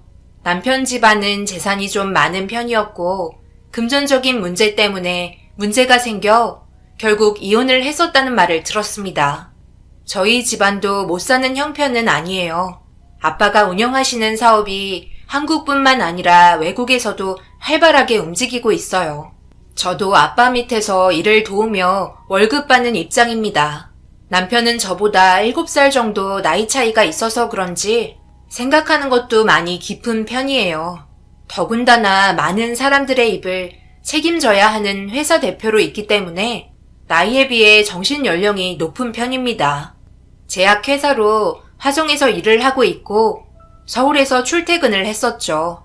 꽤 오랫동안 장거리 출퇴근을 해왔고 서울에서 살고 있었던 그 집을 그대로 신혼집으로 결정을 했어요. 가끔 남편 회사에 찾아간 적도 있었는데 퇴근 시간만 되면 서울로 올라가기가 힘들 정도로 차량 정체가 너무 심하더라고요.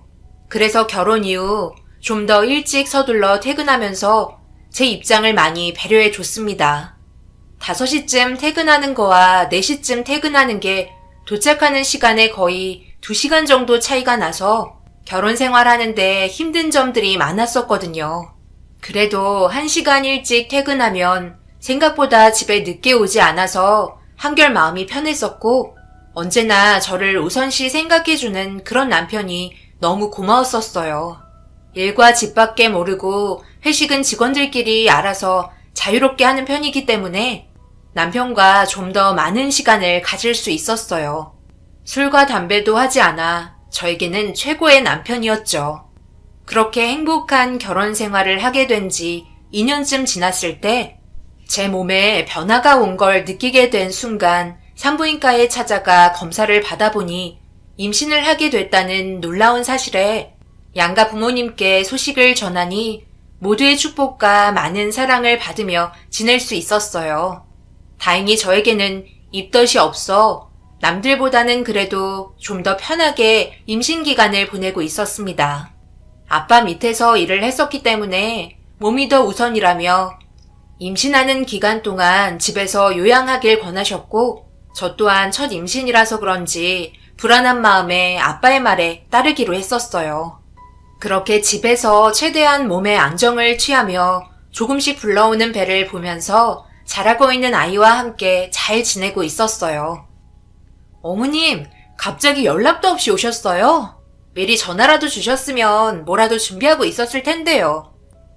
내가 그럴까봐 연락 안 한 거야. 몸 조심해야 하는데 시엠이 온다고 오기 전에 바쁘게 움직이다가 무슨 문제라도 생기면 어쩌려고 그러니? 그냥 잠시 얼굴이나 보려고 들린 것뿐이니까 신경 쓰지 말거라. 그나저나 우리 아들과 전화 통화하면서 알게 된 건데 매일 음식 준비한다면서? 임신 이후 하지 말라고 계속 했는데도 고집 부린다고 걱정하고 있더라. 자기 남편 잘 챙겨주는 것도 좋긴 하지만 그래도 몸을 무리하면서까지 매일 하다가 유산이라도 되면 어쩌려고 그러니? 내가 볼 때 몸도 건강한 편이 아닌 것 같은데 삐쩍 말라서 호리호리해서 살짝만 쳐도 어디 하나 부러질 것처럼 약한 몸에 임신까지 되었으면 세아가 네가 알아서 신경 써야지. 이런 걸로 시엠이 걱정시켜서야 되겠니? 웬만하면 저녁은 나가서 외식하는 게 좋을 것 같구나. 건강식 잘 나오는 곳 많잖아. 시엠이가 이 정도 얘기했으면 어느 정도 알아들었겠지? 자주는 아니더라도 가끔 전화하셔서 제 걱정을 많이 해주시는 모습에 정말 감사했어요. 처음 인사드릴 때도 좋게 봐주셨는데 그 마음 변하지 않고 언제나 한결같으신 모습에 저 또한 잘하려고 많은 노력을 기울였습니다. 시집 잘 가도 제일 큰 문제가 시모와 며느리의 관계로 인해 이혼하게 되는 경우가 많다고 주위에서 듣긴 했었는데 시댁 집안 모두 정말 괜찮은 분들이셔서 너무 행복했었습니다. 그런데 어느 날 전혀 예상하지 못한 충격적인 장면을 제 두 눈으로 보게 되었고 너무 놀라 아랫배가 당길 정도의 고통이 오게 되면서 거친 숨을 가다듬고 그 자리에서 저도 모르게 도망친 적이 있었네요. 하루 종일 정장만 입고 있는 남편의 셔츠가 색이 좀 변한 것 같아 셔츠를 새로 구입하려고 동네 앞에 있는 백화점에 잠시 들린 적이 있었어요. 임신한 지 7개월이 지난 시점이었기 때문에 배도 상당히 불러 있었고 몸도 시모가 걱정했을 때보다 많이 불어 있어서 한 걸음 걸을 때마다 숨이 금방 차더라고요. 그런 힘든 몸을 이끌며 남편 셔츠를 구매한 뒤 잠시 숨 좀 돌리려 카페에 들어가 생과일 주스 한잔 하면서 잠시 쉬고 있는데 반대편 구석에서 언성을 높이며 싸우는 목소리가 들리더라고요. 언제까지 기다려야 하는 건데? 뭔가 단단히 착각하고 있는 것 같은데 내가 본처인 거 잘 알지? 자꾸 이런 식으로 나오면 상당히 곤란하다고. 요즘 결혼 생활 좋은가 봐. 얼굴이 아주 활짝 폈네. 나는 지금 이렇게 살고 있는데. 당신이 행동 똑바로 했어도 이런 식으로 흘러가진 않았겠지. 그리고 우리 이혼했으니 더 이상 만날 이유가 없잖아? 만날 이유가 없다고? 지금 나랑 장난해? 그 여자도 우리가 왜 이혼했는지 알고는 있어? 모르지? 내가 정말 정신 나간 여자처럼 난리를 쳐야 말을 들을 거야? 다시 얘기할게. 얼마나 더 기다려야 되는 거야? 정확하게 말해. 이번이 마지막 기회야. 나도 더 이상은 못 기다리고 참을 수 없어. 너희들 지금 무슨 생각으로 계속 이렇게 행동하는지 모르겠지만 참는데도 한계가 있어. 소민아, 조금만 더 기다려줘. 내가 최대한 빠른 시일 내에 해결하고 꼭 다시 연락할게. 나도 이번이 마지막이야. 둘은 알 수 없는 대화가 오고 갔지만 제 눈에 들어온 건 남편이 미안하다며 그녀의 손을 잡고 있는 거였어요. 분명 지금 시간은 회사에서 근무를 하고 있어야 하는 게 맞는 건데 왜 둘이 만나서 소리를 높이며 싸우지만 난감해하는 얼굴로 그녀의 손을 잡고 있는지 전혀 알 수 없었습니다. 혹시라도 걸릴까봐 너무나도 큰 충격을 받아 아랫배에 통증이 와서 꾹 참으며 겨우 빠져나와 집으로 돌아왔어요. 거친 숨을 진정시키며 좀 전에 있었던 카페에서의 상황을 다시 생각해봐도 좀처럼 무엇을 위해 둘이 만나고 있었는지 알 수 없었습니다. 바람을 피웠다면 분명 눈빛부터가 달랐을 텐데 남편은 난처해하는 얼굴 표정을 하고 있었고 그녀는 남편을 증오하는 얼굴로 보고 있었어요. 그래도 서로 이혼을 한 상황에서 임신한 제가 버티고 있는데 둘이 몰래 만나고 있다는 건 분명 잘못된 행동이었고 짚고 넘어가야 할 문제였기 때문에 남편이 들어오면 조심스럽게 물어보려고 기다리고 있었습니다. 그런데 퇴근하고 집에 들어올 시간인데도 연락 한 통 없어 더욱더 불안해졌고 되려 제가 전화 통화를 시도했는데 처음으로 받지 않았어요. 온갖 생각이 들면서 안절부절 못하기 시작하자 뱃속의 아이도 스트레스 받고 있는 엄마의 모습이 힘들었는지 배의 통증을 계속해서 보내왔고 최대한 마음을 진정시키려 방에 들어가 누워 있었습니다. 그렇게 밤 11시가 돼서야 조심스럽게 현관문을 열고 남편이 집에 들어왔어요. 처음으로 화가 머리끝까지 올라와 소리를 질러버렸네요. 지금 몇 시야? 연락은 왜 안 받는 건데? 한 번도 이런 적 없었는데 어디서 뭐라고 들어왔길래 내 전화 안 받아? 오늘 중요한 계약이 있다고 어제 얘기했잖아. 다행히도 일 처리가 성공적으로 끝나서 오래간만에 회사 사람들과 저녁 같이 좀 먹었어. 그러다 보니 전화하는 걸 깜빡했네. 걱정시켜서 미안해. 다시는 이런 일 없도록 할게. 나는 중요한 계약이 있다는 말을 어제 듣지 못했었는데? 솔직하게 말해. 당신 지금 나한테 거짓말 하는 거 아니야? 내가 당신한테 거짓말을 할 이유가 뭐가 있는데? 회사 사람들에게 나중에 물어봐. 정말이라니까. 일단 나 오늘 너무 힘든 상황이 많았거든. 일단 좀 씻고 나올게. 저녁은 알아서 챙겨 먹었지? 내 얘기 아직 안 끝났는데 왜 계속해서 화장실로 가려고 하는 건데? 그럼 오늘 어디 있었는지 나한테 말해봐. 어디 있었겠어. 당연히 회사에만 계속 있었지. 집에까지 오는데 시간이 많이 걸리는 거 알고 있잖아. 남편은 더 이상 얘기하고 싶지 않다는 듯 귀를 닫은 뒤 화장실로 들어갔어요. 분명 저는 어제 중요한 계약이 있다는 말을 듣지 못했고 거기에 더해 카페에 있었던 일에 대해 전혀 입 밖으로 꺼내지 않는 걸 봐선 제가 알지 못하는 무언가가 있다는 걸 확실하게 알 수 있었습니다. 분명 뒷조사가 필요해 보였어요. 이제 곧 출산까지 해야 하는데 정말 이혼한 전처랑 바람을 피운다면 찾아오게 될 불행이 너무 두렵게 느껴지기 시작했어요. 행복한 결혼 생활만 꿈꿔왔었던 일들이 모두 물거품이 되는 건 바라지 않았습니다. 지금까지 봐왔던 남편의 성격상 절대 그러지 않을 거라 생각했었는데 모든 행동 하나하나 말투까지 예민해져 버렸고 전화통화나 문자하는 것 모두 의심이 되어 버렸어요. 이런 거 정말 원하지 않았는데 어쩔 수 없이 심부름센터에 전화를 걸었고 남편의 뒷조사를 부탁하게 되었습니다. 매일 핸드폰으로 남편이 출근하면서부터 집에 오는 하루의 일과를 하나도 빠짐없이 보고받았고 한동안 특별할 것 없이 일상생활을 유지했었습니다. 저도 예전과 똑같은 모습과 행동으로 의심을 사지 않게 조심스러웠어요. 그런데 어느 날 남편이 점심시간 때 회사에서 밖으로 나왔다는 소식을 접하게 되었고 한참 뒤 다시 연락이 와서 확인한 순간 시댁에 도착해 있는 걸 알 수 있었습니다. 무엇 때문에 시댁에 들어갔는지 알 수 없는 상태에서 얼마의 시간이 지난 후 핸드폰으로 또 한 번 전송된 사진을 본 순간 엄청난 충격에 휩싸였고 불안할 때 나오는 버릇인 손톱을 깨물기 시작했네요.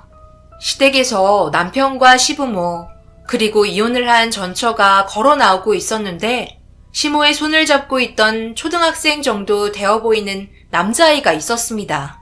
저에게는 단 한 번도 말하지 않았던 아이의 존재를 확인하게 되었고 도저히 믿을 수 없어 몇 차례 사진을 더 받으며 확인했지만 똑같은 장면을 보면서 심장박동수는 점점 빨라졌어요.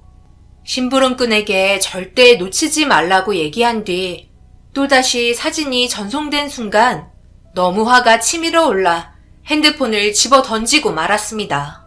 전송된 사진 속에는 남편과 전처와 그리고 아이와 함께 호텔로 들어가고 있었어요.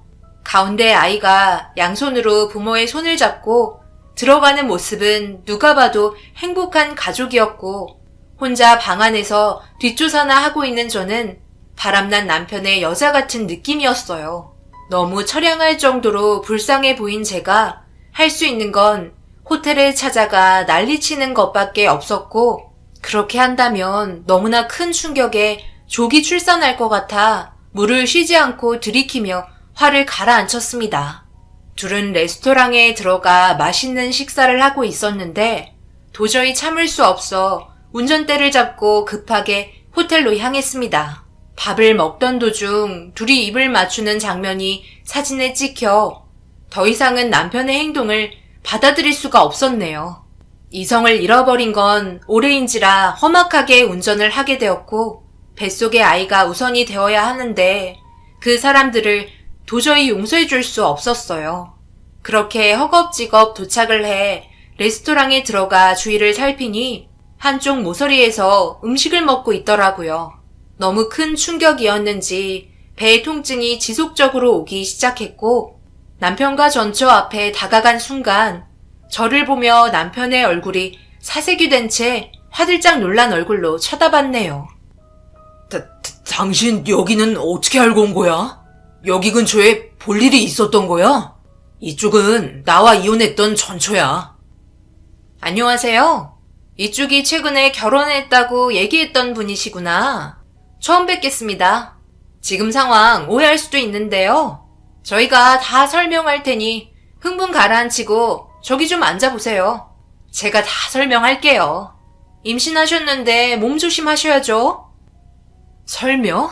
무슨 설명? 너희들이 나 몰래 만나고 있는 게 정당한 이유가 된다는 설명을 하려고? 이혼은 했지만 전처라서? 지금은 내가 아내인 거 몰라? 둘이 아주 좋아 죽더구만. 언제부터 다시 만나기 시작한 건데? 왜 지금까지 나한테 숨기고 있었냐고. 아이까지 있었던 것도 나한테 비밀로 했잖아. 모든 게 전부 거짓이었다고. 둘이 입 맞춘 거 내가 모를 줄 알아? 그게 아니라 우리도 어쩔 수 없는 상황이었다고. 정말이야. 믿어줘. 전부 다 설명할 테니까 제발 진정 좀 해. 너 같으면 이런 상황을 보고도 진정할 수 있을 것 같아? 둘의 사랑이 아직까지 남아있는데 내가 이 모습을 보고 당신이랑 어떻게 살아갈 수 있겠어. 평생을 의심하면서 살게 될 거 아니야. 아이까지 있으니 아이 핑계로 둘은 계속 만나겠지. 결국 남편의 얼굴에 손이 올라갔고 남편은 제 팔을 붙잡으며 제발 진정하라고 당황해하고 있었어요. 그런데 갑자기 제 옷깃을 잡으며 흔들기 시작한 아이가 눈에 들어왔고 눈물을 흘리며 입을 열었는데 정상적인 모습이 아니었어요. 알아듣지 못하는 어눌한 말을 하고 있었고 저를 보며 눈물을 흘리고 있었습니다. 초등학생 정도 되어 보이는 나이였는데 전초가 저를 보며 설명을 하기 시작했어요. 어느 날 갑자기 아무리 불러도 대답이 없길래 병원에 가니 청각을 잃었고 볼 수는 있지만 청각 장애인이 되었다며 아들이 남편과 전처에게 하도 뽀뽀하라고 얘기해서 부탁을 들어줄 수밖에 없었다는 충격적인 설명을 하기 시작했어요. 제 옷깃을 잡고 계속해서 눈물을 보이고 있던 아이를 보게 되니 어느새 진정이 되었고 좀 더 자세한 설명을 들을 수 있게 되었습니다. 이런 관계를 유지할 거면 왜 이혼을 했고 저와 결혼을 했는지 이해할 수 없었어요. 남편은 처가댁에서 처음부터 결혼에 대해 반대를 했었지만 힘들게 결혼을 하고 아이까지 낳아 열심히 살던 도중 갑자기 찾아온 아이의 장애에 평생을 자기 딸이 장애를 가진 자식을 키우게 할 수 없다며 점점 더 심한 박해를 하기 시작했고 어쩔 수 없이 이혼을 하게 되었다며 그래서 아이를 남편 측에서 돌봐줘야 하는 상황까지 생겨 시모가 아이를 봐주고 남편이 왔다 갔다 하면서 전처에게 자식을 보여주고 있었다며 설명을 하기 시작했습니다. 아이의 존재를 숨긴 건 자기와 결혼을 하지 않을 것 같아 그게 두려워 숨기고 있었다며 제가 시댁에 갈 때는 전처가 잠시 아이를 봐주는 식으로 계속해서 상황을 모면했던 걸 알 수 있었습니다. 아무리 그래도 이혼까지 하면서 이렇게까지 만난다는 게 이해할 수 없었어요. 이럴 거면 차라리 인연 끊고 살면 되는 거 아니냐고 물어봤지만 몇 번이나 그런 시도를 했었지만 전초의 부모가 찾아와 더욱더 심하게 난리를 치는 바람에 어쩔 수 없이 이혼을 선택했다는 말을 들을 수 있었습니다. 사람마다 상황이 다르니 자신들이 선택한 길 어쩔 수 없다 생각했지만 이런 식으로 계속해서 만날 거냐고 물어보자 자기 아들이 아직까지 이혼한 걸 모르고 있어서 당분간은 이런 식으로 살아야 한다며 저에게 미안하다고 괴로운 표정을 보여주면서 제 손을 잡았습니다. 지금의 상황 받아들여 주시는 마음 넓으신 분들도 계시겠지만 저는 그렇지 못했어요. 저와 뱃속에 있는 아이에게 온전히 신경과 사랑을 쏟아도 모자랄 판에 이혼한 전처와 아들에게 사랑을 나눠줘야 한다는 자체가 용납할 수 없었습니다.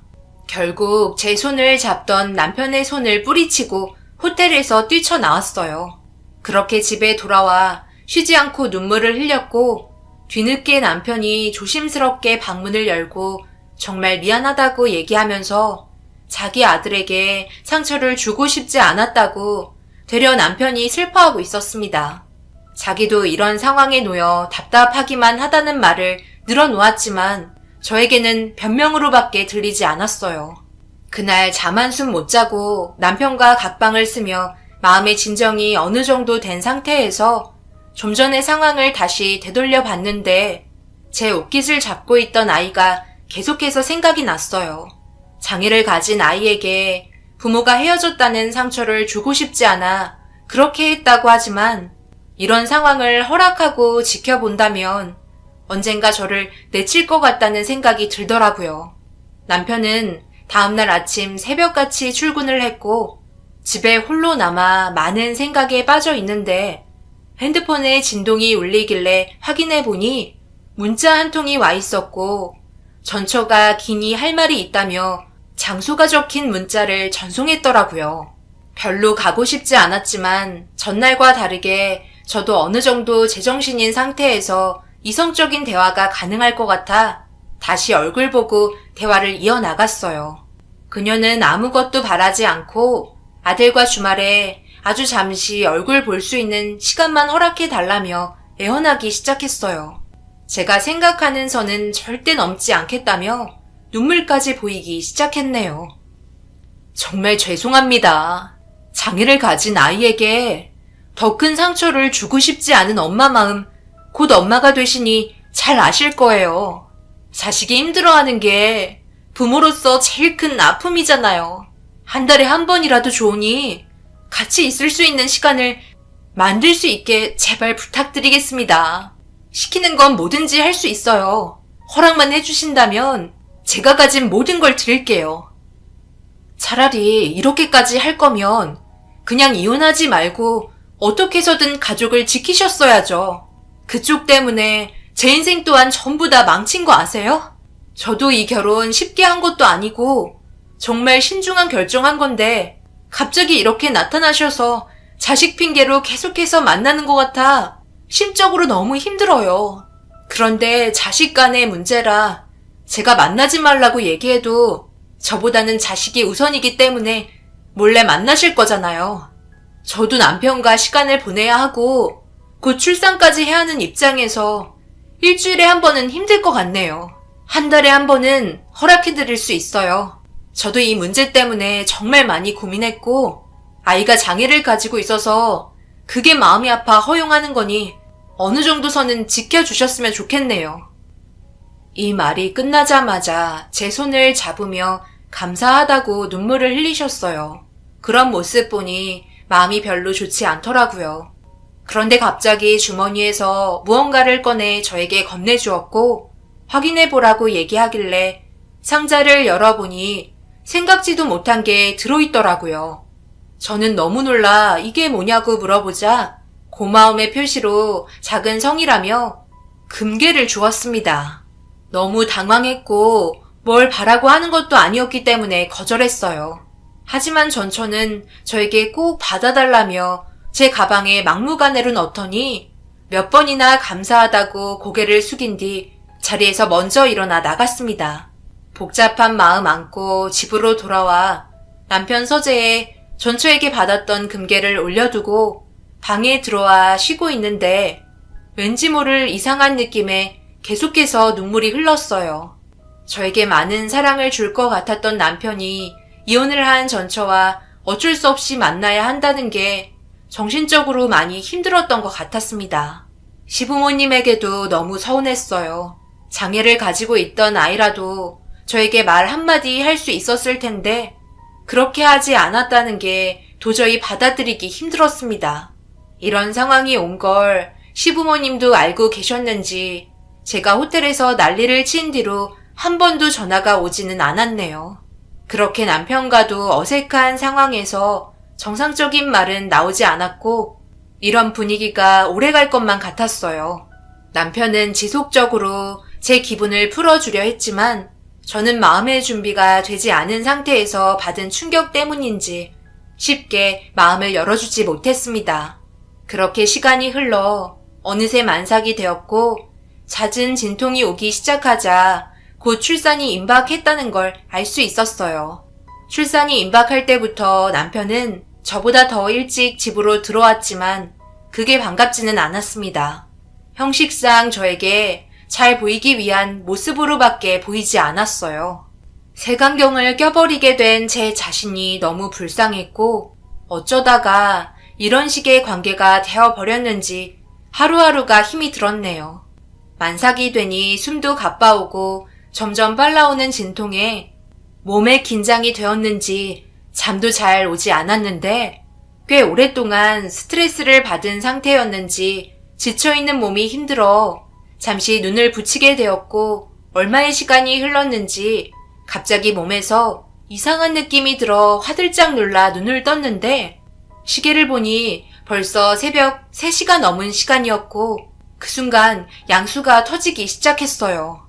각방을 쓰고 있어서 남편을 불렀는데 대답이 없길래 천천히 걸어 나와 작은 방문을 두드리며 자고 있냐고 물어보자 대답이 없어 문을 열어보니 어디를 갔는지 보이지 않더라고요. 그런데 1층 서재에 불빛이 보였고 그곳을 향해 천천히 걸음을 옮기며 시작된 진통을 참으면서 서재에 도착하자 남편이 누군가와 심각하게 통화를 하고 있었습니다. 아마 오늘 내일 출산할 것 같아. 그리고 금괴 같은 건 왜 준 거야? 내가 쓸데없는 짓 하지 말라고 했지. 이런 게 괜한 의심을 불러일으킨다고. 당신이 저번에도 하도 난리를 치는 바람에 내가 얼마나 힘들었는지 알아? 나를 그동안 겪어보고도 몰라? 당연히 당신이랑 우리 아들 사랑하고 있지. 그래도 우리의 앞날을 위해서 어느 정도 참을 수 있는 거잖아. 당연히 준비했지. 얼마나 중요한 일인데.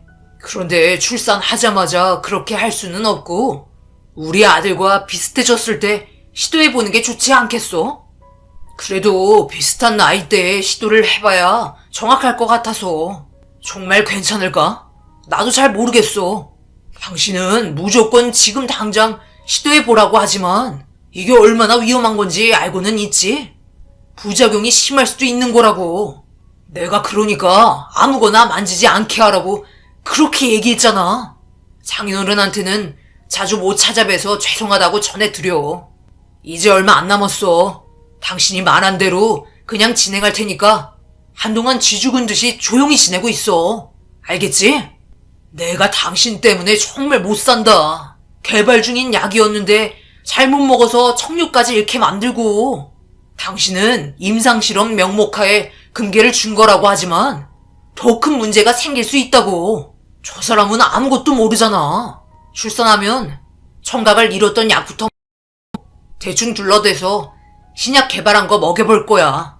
결과가 좋으면 우리 아들도 당연히 좋아지겠지. 남편의 엄청난 속셈에 충격을 받았고 모든 게 계획적으로 접근했다는 거에 온몸에 소름이 돋았습니다. 저는 계속해서 오는 진통을 참으며 다시 방으로 올라와 떨리는 손으로 경찰에 신고를 했어요. 그런데 서재에서 나온 남편이 바닥에 흘린 양수를 보고 제가 들었다는 걸 눈치챘는지 안방으로 달려오는 소리가 들렸고 급하게 방문을 걸어 잠그자 저를 설득시키며 문을 열게끔 만들려 하고 있었어요. 하지만 절대 열어주지 않자 열쇠를 가지고 와선 있는 몸으로 버티고 있던 문을 있는 힘껏 열었고 저를 보며 무서운 얼굴로 모두가 잘 되게 하기 위해서 내린 결정이라고 산부인과에 가자며 제 팔을 잡고 일으키려고 하길래 남편을 뿌리치고 밖으로 안방에서 뛰쳐나왔어요. 뒤이어 남편도 쫓아와 몸싸움이 벌어지자 화가 난 남편이 말 좀 들으라며 자기가 전부 다 설명하겠다고 소리치더니 제 어깨를 밀쳤고 그 순간 발에 밟힌 양수에 미끄러지면서 계단에서 구르고 말았습니다. 한참 뒤 정신을 차렸을 때는 수술이 진행이 되어 있었고 제 앞에는 저희 부모님이 눈물을 흘리고 있었어요. 그리고 경찰들이 병실에 함께 있었는데 눈을 뜨게 된 저를 보며 집에서 어떤 상황이었는지 설명해달라고 얘기했지만 저는 뱃속에 있던 아이부터 찾았어요. 그런데 엄마는 아이가 세상을 떠났다는 말을 하게 되었고 믿을 수 없는 말에 아무 말도 하지 못하고 오열했어요. 남편을 절대 용서할 수 없었어요.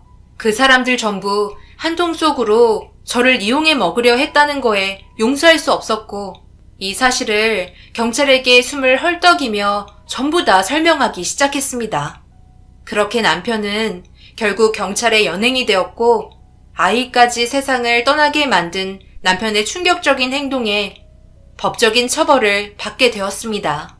그리고 전처와 시댁 집안과 전처의 집안 모두 이 사실을 알고 묵인한 죄를 물었고 모든 사건은 종결이 되었어요. 하지만 법적인 처벌을 받아 징역을 살게 된 남편이 아직까지도 저는 용서가 되지 않아요. 어떻게 사람이 그런 생각을 하고 계획을 했는지, 그리고 전처 또한 저에게 금괴를 줬던 게 임상실험 비용으로 생각하며 건넸다는 것 또한 정말 충격이었네요. 자기 자식은 소중하고 제 뱃속에 있는 아이는 그저 실험을 위해 계획하려 했다는 게 도저히 믿을 수 없었습니다. 몸에 있는 제왕절개의 흉터를 볼 때면 너무 괴로워요. 세상을 떠난 아이가 그립고 너무 슬프네요. 이혼 위자료, 정신적인 손해배상 그런 거 전부 필요 없어요. 하늘로 떠난 제 아이가 보고 싶을 뿐입니다. 앞으로 제 삶이 좋아질 수 있을까요? 그 사람들이 평생 동안 자기가 한 행동에 대해 잘못을 인정하고 뉘우칠까요? 그 사람들이 사람이 정해준 처벌을 받고 다시 사회에 나와 아무렇지도 않게 생활할 거 생각하니 너무 가슴이 아프네요. 분명 언젠가 더 큰 처벌이 내려질 거라고 믿고 있으려고요. 제 사연을 여기에 올리는 이 순간부터 여러분들의 위로를 받고 마음이 한결 편해졌으면 좋겠지만 그것 또한 언제까지 갈 건지 모르겠어요. 시간이 약이라지만 지금 이 순간이 너무나 힘이 드네요. 제 사연 들어주신 분들 오늘 하루도 정신없이 보내셨을 텐데 푹 쉬시고 하시는 일 잘 되시길 바랄게요. 감사합니다.